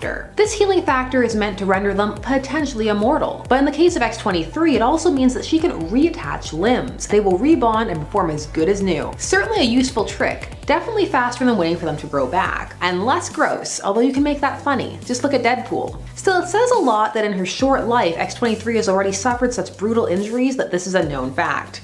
Sad times. Number 9, as mentioned, immortality. Now, one of the perks of an out-of-control healing factor, with perks being placed in quotation marks, is the potential to live forever. There's something about your cells constantly healing that allows you to not have to age in the same way others do. Instead of your cells decaying, you're just producing perfect copies. Because of this, you get the joy of living past all your friends and family and watching the inevitable march of time and potential destruction of all. At least in the Marvel Universe, you won't have to do it alone. Heck, Laura will even be able to do it with a couple of people that she actually likes, like a little vampire coven, only with mutants. Which hero would you want to spend eternity with? If any. Eternity is a long time. Number 8, Gabby Kinney, aka Gabrielle Kinney, aka Honey Badger, aka Scout. Now, she is another of Wolverine's clones, and as such in a way a sister to X-23, but she showcases some of the powers Laura could have had things gone just a little bit differently. For example, Gabby has an insensitivity to pain. This was a result of further genetic experimentation on the part of Alchemax, and it's made her quite the dangerous little creature. A lot of barriers and restrictions are removed improved if one can't feel pain. There is an actual condition where people can't feel pain, and it's really dangerous. This is because you can get pretty badly hurt and not even know it.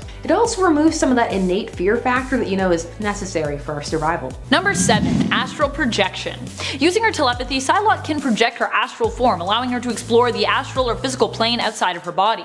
While in the astral plane, she can use her abilities to alter the environment around her, and even create psionic weapons, much like she can while inhabiting her body on the physical plane. There was even a time when she was undetectable in her astral form. That being said, she can easily be harmed while in her astral form when facing those who are stronger than her, like in Uncanny X-Men Volume 1 when she went up against Mr. Sinister. Number 6. Poison immunity. Now some of you may be saying, yes, we know about the healing factor. Fair enough. But the degree to which X-23 is immune to poisons is truly impressive. We're not talking you give her poison, she's felled, and needs to wait it out as her healing factor slowly cures her. No, we're talking it takes a massive dose in the first place to even have any effect at all. She's just operating at such an enhanced capacity that what would affect an average person won't affect her at all. Definitely useful as a being created as a living weapon, but also just for anybody. That would be a relief. I mean, for those of you who are really concerned about being poisoned. Number 5. Doesn't need to sleep. Apparently, having his form change from ape-like to more feline-like not only stole a digit from Beast's hands, but also changed his sleeping patterns. He mentions this during Astonishing X-Men Volume 1, Issue 25. The issue starts off with Beast singing, and we follow him until he runs into Xavier Institute student Armor, aka Hisako Ichiki. She reminds him of her threat to shave Japanese obscenities into his fur while he sleeps if she caught him singing again, which obviously she has. Hank answers the threat by sharing with Hisako that he no longer really needs more than 2 hours of sleep a night.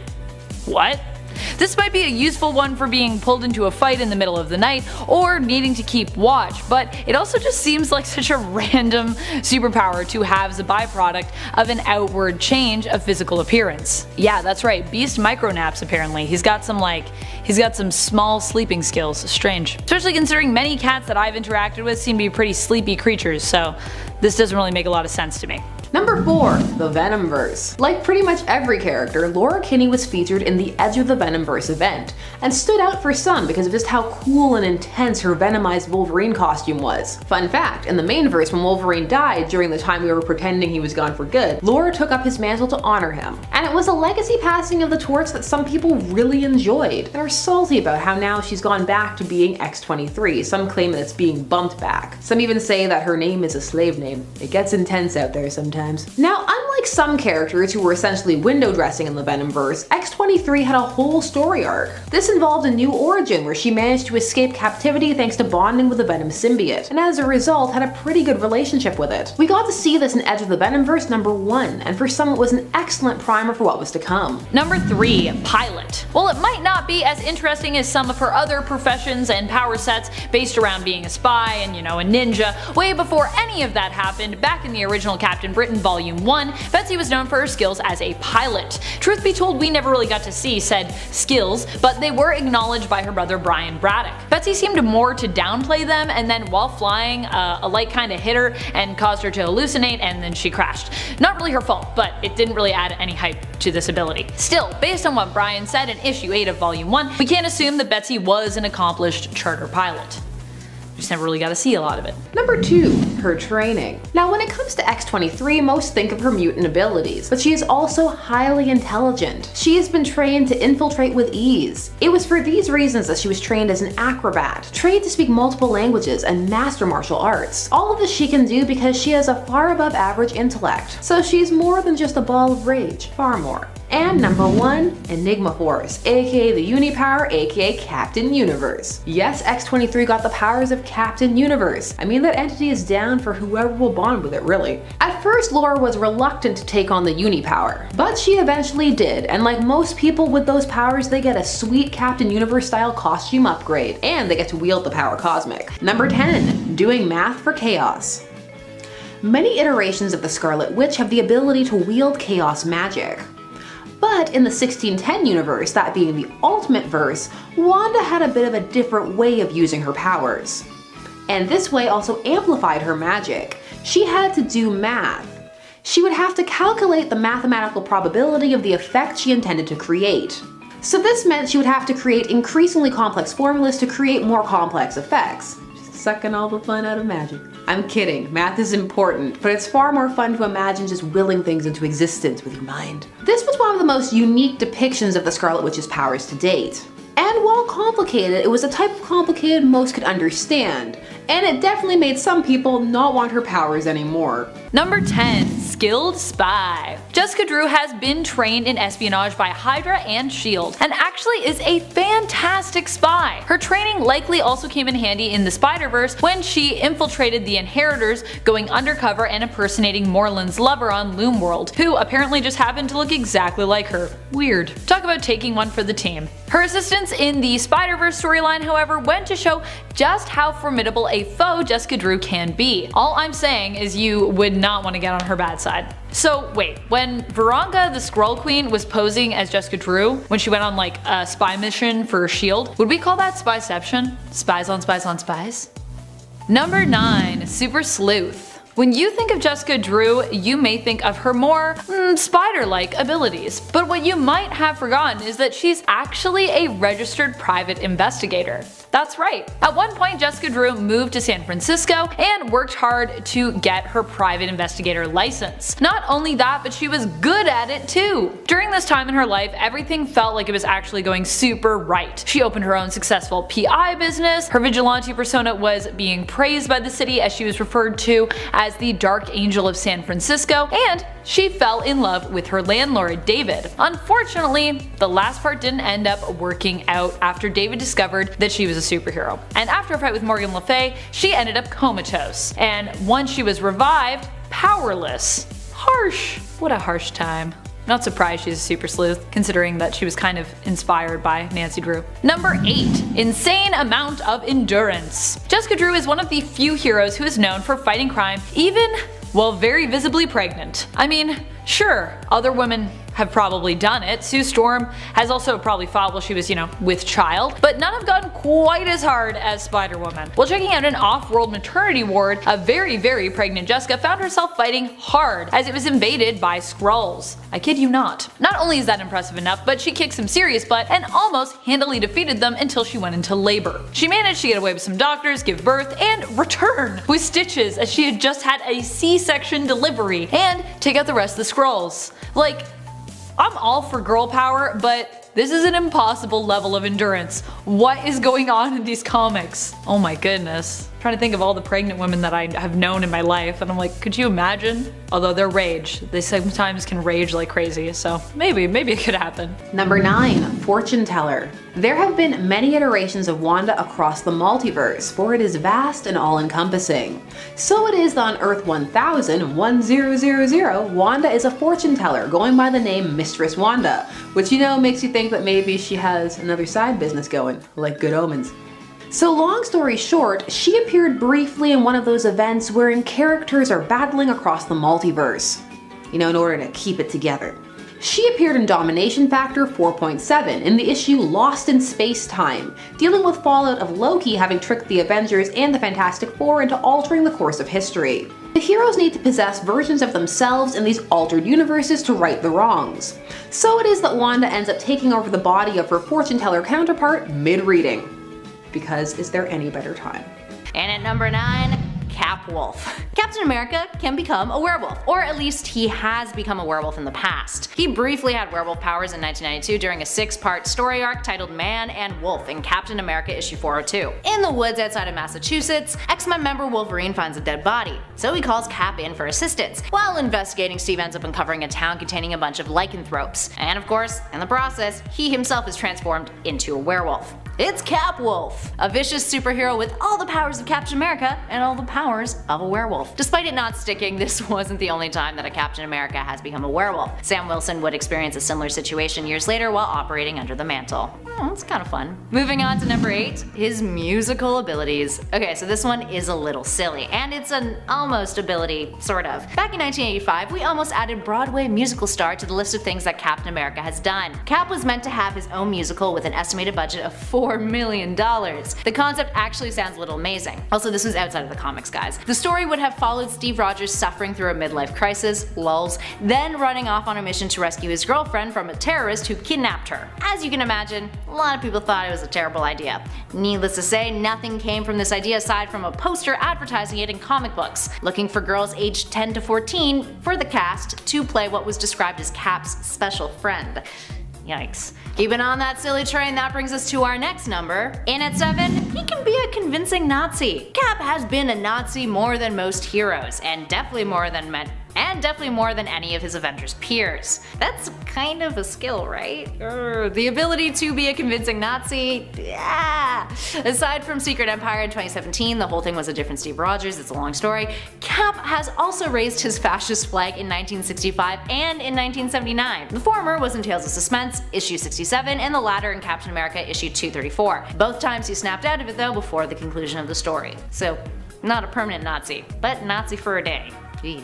Still bad. 6. Super racism. Captain America used to be quite racist back in the 40s, as in he literally used to go around shouting, I quote, "White America is a strong America." Wow. Now this is very much a product of the wartime comics, where comics were largely used as propaganda even before the US entered into the fray of World War II. Cap and other heroes, including DC's Superman and Batman, found themselves saying pretty terrible things and doing pretty terrible things with other races and cultures, including the Japanese and the Chinese, who were largely targets in pop culture media at that time. So why is this on a powers list? Because characters the likes of Captain America have great influence over their readers, especially considering he is such an important patriotic symbol. What he does in his panels matter. While this is obviously no longer the case, Cap is anything but racist these days, it is still a startling panel to see. Number 7. Glide. Many think that Spider-Woman can fly in the comics, which would be pretty cool, given that she doesn't have Spider-Man's famous web shooters. However, this is not true, she cannot fly. What she can do is glide. Glide, glide, glide, glide, glide. This power of gliding through the air looking like she is flying is granted by her suit design, and is still pretty cool all in all. She once had a fight with the Hornet in mid-air and kicked his butt, which he definitely deserved, by the way. Jessica Drew is the only Spider-Woman to have this design. Many different Spider-Women have come and gone after her, but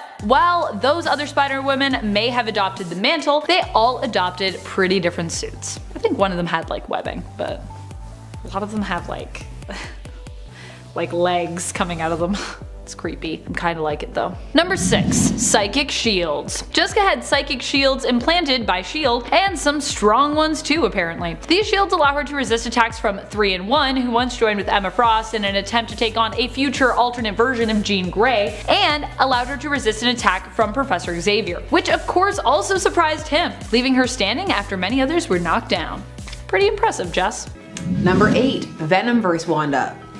Of course, if you were in the Venomverse, you either had Venom symbiote powers or had been consumed by a poison, and hence were a poison version of the character. In this universe, Wanda was a poison who worked for Lord Doom, and seemed to have retained her magical abilities, but with all of those of a poison as well. So she is essentially subsumed, but all of her memories and the like remain intact, because that is part of the process. So is this Wanda always just here for Doom? It's a pairing that makes sense if you know he's not manipulating and influencing it like that one time. Let their love be natural. Number 7. Telekinesis/telepathy. Hopping over to the MCU and one of the most popular versions of the Scarlet Witch to date. This Scarlet Witch has a different power set than her comic book counterpart. As a result of exposure to the Mind Stone, she has developed a form of telekinesis and telepathy. However, the way it is animated and used is slightly reminiscent of her comic book powers. This Scarlet Witch is still extremely powerful, and according to recent rumors by Kevin Feige, she has been elevated to Strongest Avenger, which, if that is the case, 100% legit and earned. We should all be afraid of the Scarlet Witch. Also, did you see what culture did heroic Thanos? I hate them. They're like the worst. Number 6. Weapon Hex. Weapon Hex comes to us from Warp World, a world of characters mashed together after Gamora, wielding the Infinity Gauntlet, folded the universe in half in the Soul Gem, where she had trapped people's souls. So Weapon Hex is a fusion of the Scarlet Witch and Laura Kinney, aka X-23. Her name is still Laura Kinney though. She is meant to be a vessel for both science and magic, and she is trained to be a weapon. But the love she receives ultimately gives her a kinder and more understanding disposition. There's a lot of X-23 in this version and only a little Wanda. Mostly it's there in the powers, which are written on her body, which is pretty neat and a cool design. Number 5. Hex powers. So when the Scarlet Witch was first introduced, she had what were called hex powers. These powers weren't very defined, except that she could impact probability, which was something writers at the time absolutely loved, because it meant that her powers could be used for literally whatever they wanted. Basically, she could do whatever the plot needed her to, and this would go on for years until the new aspect of her powers, chaos magic, would be introduced, which brings us to number 4. Number 4, chaos magic. Now, instead of just hex powers, she had the ability to channel and wield chaos magic. This was defined by writer Kurt Busiek. This was because the demon Chthon has manipulated her mutation at birth. This was to allow her the ability to wield magic. This was meant to explain some of the things she had done in the past that went beyond just, oh, she can use hexes and manipulate probability. This meant that she could perform complex spells given enough concentration and practice and training. And during this time period, she would even resurrect Wonder Man. Hooray! Number 3, resist the Phoenix Force. In some of her more recent iterations, before her last retcon that removed her mutant abilities and history kinda, and made her one of the second most wanted people for crimes against mutant kind, this was because of the no more mutants thing. Doesn't matter her mental state or the years she genuinely thought she was a mutant. No, only tyranny. I mean, hooray, mutant pride. Seriously though, that incident is a great source for conflict and it's cool to see it mined.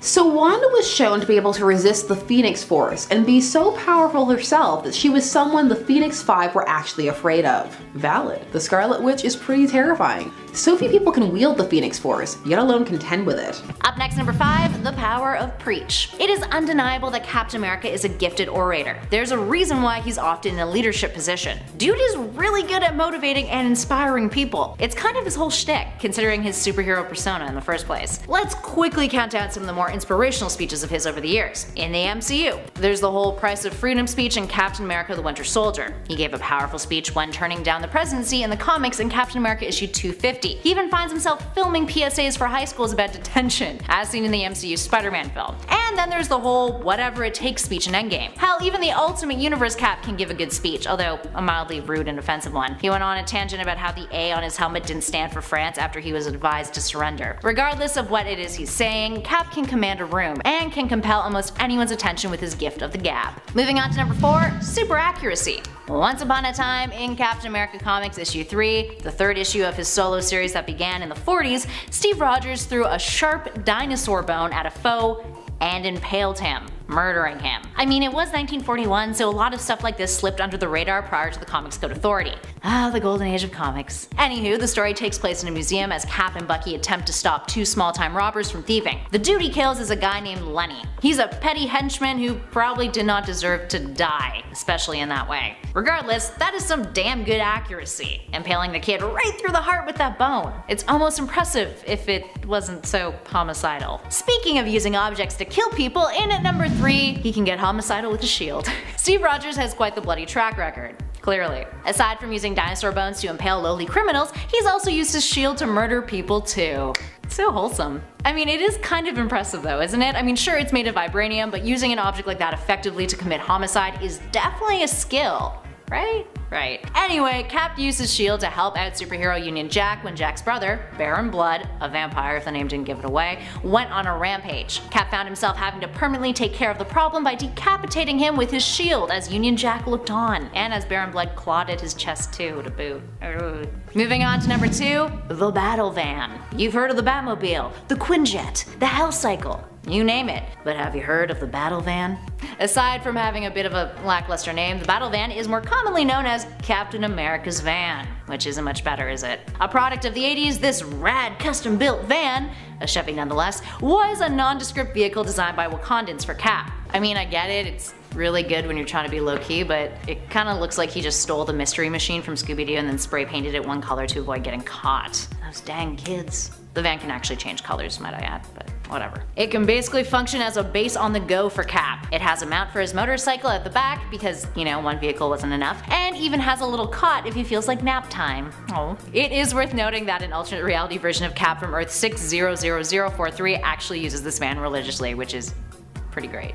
And finally, in at number 1, he cannot get drunk. Because of Cap's incredibly fast metabolism thanks to the super soldier serum, he has an immunity to a lot of things. The serum prevents the buildup of fatigue poisons in his muscles, his body is resistant to gases and hypnosis like we mentioned, and he has an immunity to alcohol, meaning he can never get drunk. Often his resistance to alcohol is played up as a joke in the comics or his cinematic appearances, but in a way that kinda sucks, doesn't it? I mean, not saying that you need to get drunk at a party to have fun, but having the option to choose would be nice at least. He's not the only superhero who suffers from this ailment either. Deadpool has a similar problem thanks to his boosted regenerative healing factor. Number 10. Super speed thinking. Evidently, super speed doesn't just affect how fast your body moves, but it affects the mind. Quicksilver is able to think faster than the average human, allowing him to perceive reality faster and respond accordingly. And if you think about it, this is pretty much essential to anyone with super speed. If you can't perceive what's coming at you when you're moving, you'd just be running into everything. In fact, as a result, Quicksilver has an arrogant personality, which writer Peter David explains is a result of this, stating that Quicksilver lives in a world filled with people who don't know how to use cash machines, and want to know all the ways to send packages to Africa, and can never get your order right in a Burger King unless you repeat it several times. That would tend to make you feel very superior to everyone and very impatient with everyone.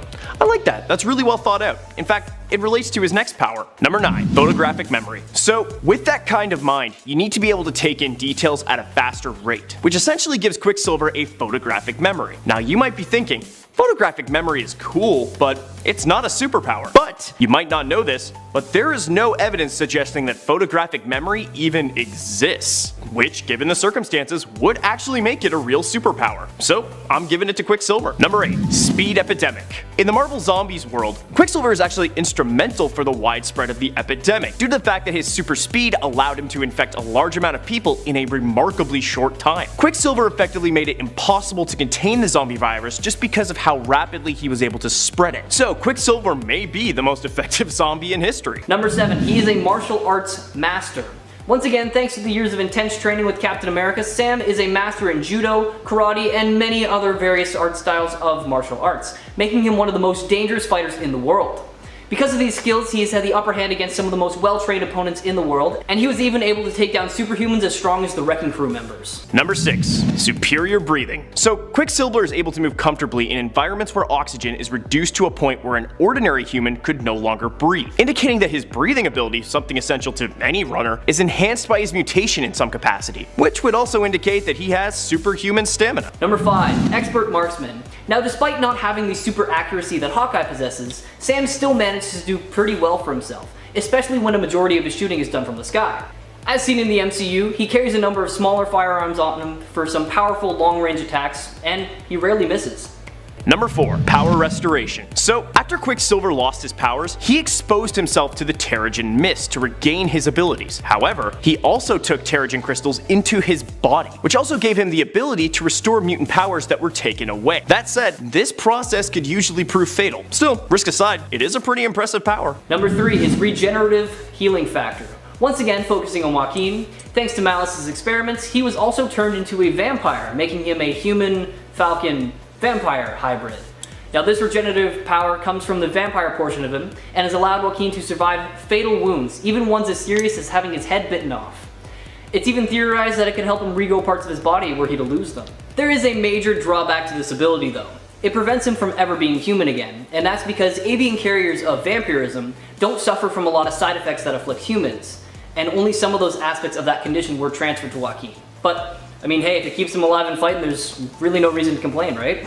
Number 2. Transfer molecular vibrations. So Quicksilver is able to vibrate his molecules at high speeds, but he's also able to transfer those vibrations to other objects, which can cause it to explode or collapse. And this is a skill he uses to escape prison upon regaining his powers in X-Factor, The Quick and the Dead. And of course, this ability to destabilize his molecules allows him to walk through solid objects. And number 1. Flight. Yeah, I've only seen him use this ability once, and that was in the original X-Men comics way back in issue 44. In an attempt to give chase to Angel, he announces that he's recently developed the ability to fly, but can only remain airborne for more than a few seconds. By all means, correct me if I'm wrong, but from what I've researched, this hasn't come up since then. Still, it happened, and given its few appearances and obscurity, it's topping my list. Number 10. Leadership. While he might not be the leader we'd all like for the X-Men, Scott Summers is more often the one that his fellow mutants need. Professor Xavier actually trained Cyclops for the role since day one as a young mutant who had been there since the beginning. So when people ask if he deserves deserves to be a leader, the answer should be an emphatic yes, as he has been training for this role pretty much his entire life. A master tactician, Cyclops usually has his eyes on the bigger picture when it comes to problem solving, meaning sometimes, in order to achieve something good, he can be willing to do something that other heroes might deem as bad or downright dastardly. He kills people. He remade X-Force into a team of child assassins. He became a martyr on purpose, sacrificing himself because he knew the younger mutants needed someone to become their symbol to rally around. So, while we may not always approve of his actions, the bottom line is Cyclops is still one of the best when it comes to prime leaders in the Marvel Universe. While a very different character, he's on like a Captain America level of leadership. And that's like people universally agree to that, so not making that up. I know you're all thinking it. Number 9. Poker Master. Remy's love of cards comes from his thieving background. He grew up stealing and gambling and actually earned quite a bit of money doing so, but more about his wealth another time. As such, he has an insane level of skill as a poker player. We see him beat out his X-Men squad in a friendly tournament in X-Men Volume 2, Issue 48. It comes down to him and Sam Guthrie, aka Cannonball, who insisted he'd actually never played before, but actually has been playing poker for years with his siblings before coming to the X-Men. Yeah, I've tried that before, Sam, with Catan, so I know your tricks. And he is actually a bit of a pro himself. But even he is no match for Remy. When it seems like Gambit accidentally charged the cards on purpose to make them explode so he wouldn't have to reveal his full final hand, we find out that although he forfeits, he had the winning hand, and chose to throw the game in favor of Sam, as Storm picks up the remnants of his smoking ace, which would have given him a royal flush to Sam's full house. And if you play poker like I do, you should know, royal flush is like the best you can get. Royal flush.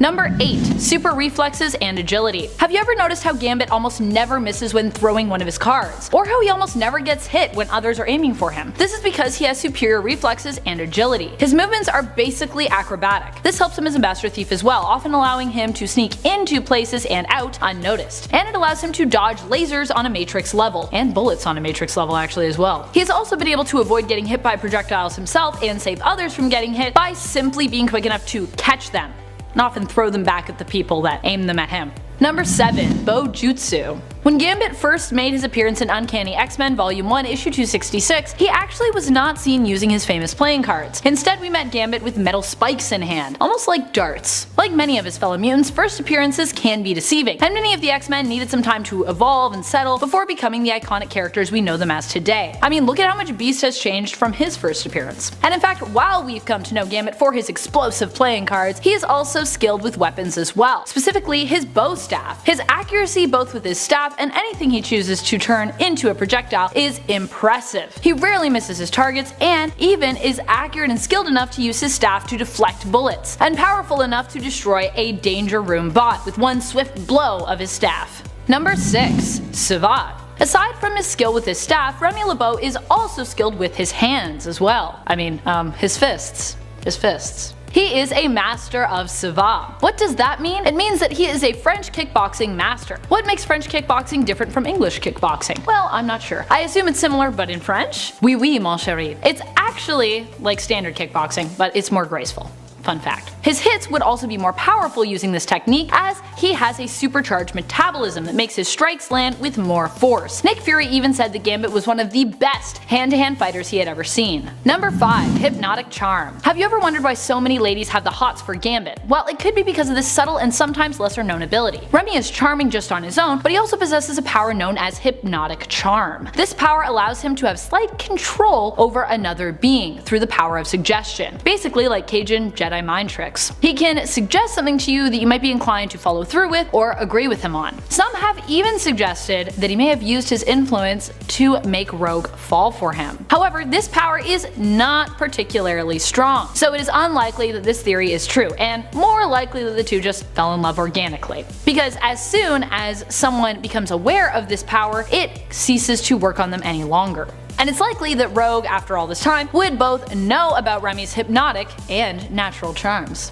Number 4. Mental Defense. Gambit's ability to manipulate kinetic energy means that he is almost always surrounded by it, which grants him an electrostatic field. This basically acts like a mental shield and protects him from those who would probe his thoughts. Professor X once likened trying to get into Remy's mind to trying to hold on to a bunch of snakes, and Psylocke has also struggled when it comes to breaking through Gambit's mental defenses. It doesn't help that Gambit also specifically will focus on misleading thoughts when he feels someone trying to make their way into his mind, which only makes attempting to use telepathy on him feel even more impossible and frustrating. Number 3. Healing factor. While this has never been explicitly confirmed, we have seen Gambit both withstand and recover from a number of devastating blows within a short amount of time. It has been suggested that he may be able to harness kinetic energy in order to heal himself, which might also explain in how Bishop's timeline he survived long enough to be an elderly man who remembered the X-Men and was known as the Witness. If he was actually the Witness, that is. That theory has really never been fully confirmed or denied.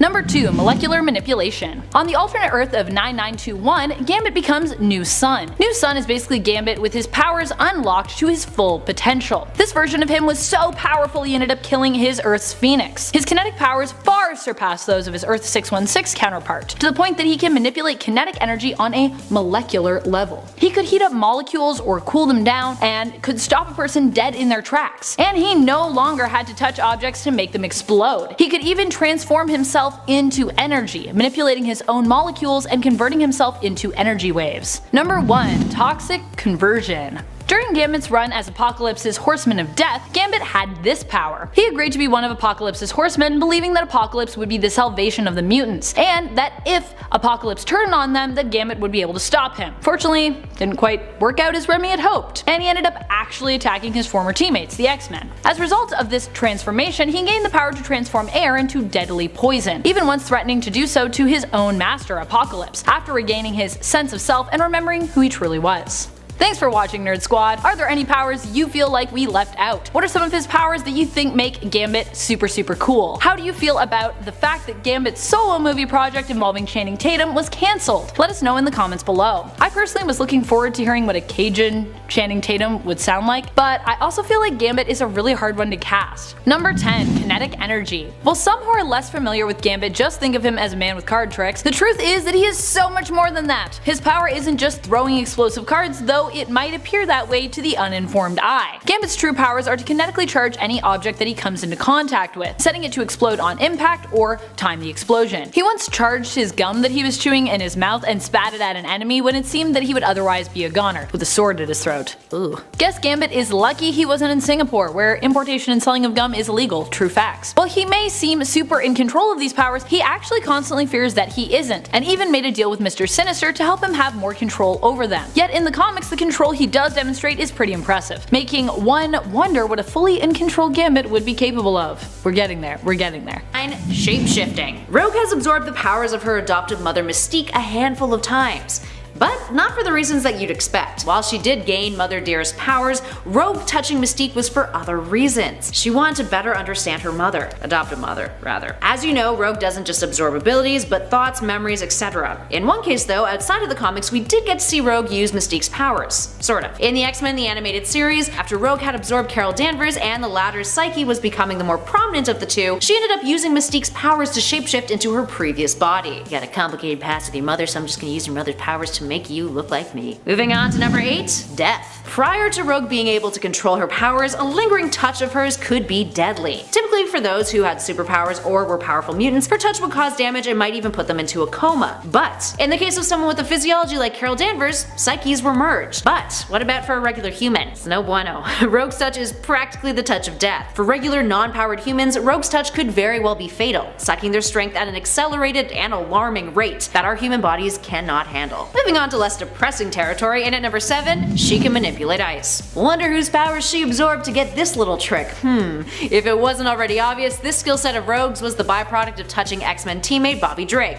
aka Iceman. It's a power that she's borrowed from Bobby on multiple occasions, not only for use in combat but for other means too. Bobby's ice manipulation powers, which might I add are Omega level mutant abilities, allow him to decrease the thermal energy around him in order to create ice structures. His creations will not break unless he wills them to. So you can imagine how how this was useful for Rogue in Avengers vs. X-Men, when a whole lot of rebuilding was required after a failed attempt to use the Phoenix Force occurred. Moving on to another X-Men member here in at 6, phasing. Okay, personally Kitty Pryde's phasing powers were always the mutant ability that I wanted growing up, so I am a big fan of this number. In Uncanny X-Men issue 194, the X-Men are almost bested by villain Nimrod when Kitty Pryde has an idea, and it's a good one too. Out for the count and being carried around by Rogue, Kitty decides to push her head up against Rogue's, forcing the mutant to absorb her powers, psyche, thoughts, and memories of her teammate. This spawns a greater plan in which Rogue then absorbs Wolverine, Colossus, and Nightcrawler's powers, using them to attack the Sinister robot, smashing it to bits. Although Nimrod ends up rebuilding itself and teleporting away, it's still a pretty big win for the X-Men. Up next, number 5, weather manipulation. Storm is the second Omega level mutant on our list whose powers Rogue has absorbed, and she's another teammate whose powers have been borrowed on more than one occasion. Now, the first wasn't actually borrowed. They were in battle against one another and Rogue was still doing that whole villain thing. She would fight Storm and steal her powers. Guess that kind of stuck with Aurora, because the next time that Rogue would find herself borrowing the weather manipulator's abilities was when Storm had to offer her powers willingly to Rogue in Uncanny X-Men issue 185. But it wasn't for combat, and it wasn't used the way that Rogue used Bobby's powers. Instead, it was in order to give Rogue a new perspective, opening the young mutant up to trusting Storm and seeing the beauty that the Earth had to offer, versus Rogue's prior cynically inclined outlook. You brought them closer together. Moving on to number 4, reality warping. So Scarlet Witch is arguably one of the most powerful superheroes in the Marvel Universe, albeit being slightly unstable at times. Rogue has stolen her powers on a few occasions, but perhaps the most memorable one took place in Uncanny Avengers issue 2, volume 2. After absorbing Wanda's powers, Rogue had some trouble with it, the power being what she called a, I quote, confusing idiot power. She was unable to make use of the abilities right from the get-go, and she couldn't control it either. Nothing actually happens with these powers aside from her hands glowing. Why? Well, Wanda explains it as Rogue lacking the imagination to use her reality warping powers. Kinda savage, but does make sense. Up next at 3, physical trait absorption. We mentioned this ability in our intro, but we want to talk about the extent of this power of Rogue's, because often it's entirely involuntary. During the comic Fantastic Four vs. the X-Men issue 4, Rogue absorbs the Human Torch's powers. Now this doesn't only give her pyrokinesis, it gives her his fiery form that allows her to fly. While Rogue does make use of this for a brief period of time, she notes that this fire form completely obliterated her outfit, which was not fireproof. She could not control that. Sue Storm ends up using her powers to create a force field around Rogue, snuffing her out and leaving her completely naked. It's a bit of a distant shot of her naked though, so. Another time Rogue has absorbed a physical trait was when she absorbed Nightcrawler's powers on an alternate Earth. Earth 161. In this case, Rogue's powers did something a little unconventional. She ended up switching powers and appearance entirely with Kurt, which gave her blue skin and a tail, along with his abilities. This did not go over too well with Rogue. She kinda resented it. Up next, number 2, Rogue God of Thunder. Once upon a time, Rogue smushed her hand into Thor's face and stole his powers. I love the drawing in this panel. This was back in Rogue's more villainous early days, specifically in Avengers Annual Issue 10 when she faced off against Earth's mightiest heroes. Thor swoops Rogue off her feet, declaring he, I quote, knowest not who thou art. What follows is Rogue metaphorically slapping him, stating her name, and saying that he had her eternal gratitude for handing her victory on the proverbial silver platter, because she stole his powers and was about to whoop everyone. Oh, Thor. Sometimes his naivety is wonderfully endearing. And finally, in at number 1, she can recall past powers. In X-Men Volume 2, issue 107 from 2000, Rogue's powers mutated further. Not on their own though. This was due to an induced mutation by a telepathic mutant Skrull named Zakon. Now think of her as the Skrull equivalent of Charles Xavier. While it was not intentional, Zakon actually attempted to activate Rogue's powers to evade bounty hunters, the side effects allowed for Rogue to recall previously absorbed powers. And because of this, Rogue found herself having difficulty controlling which powers manifested when, occasionally boasting Wolverine's claws and Cyclops' optic blasts. This was temporary though. Alright, there we have it friends, what are your thoughts and feels about Rogue?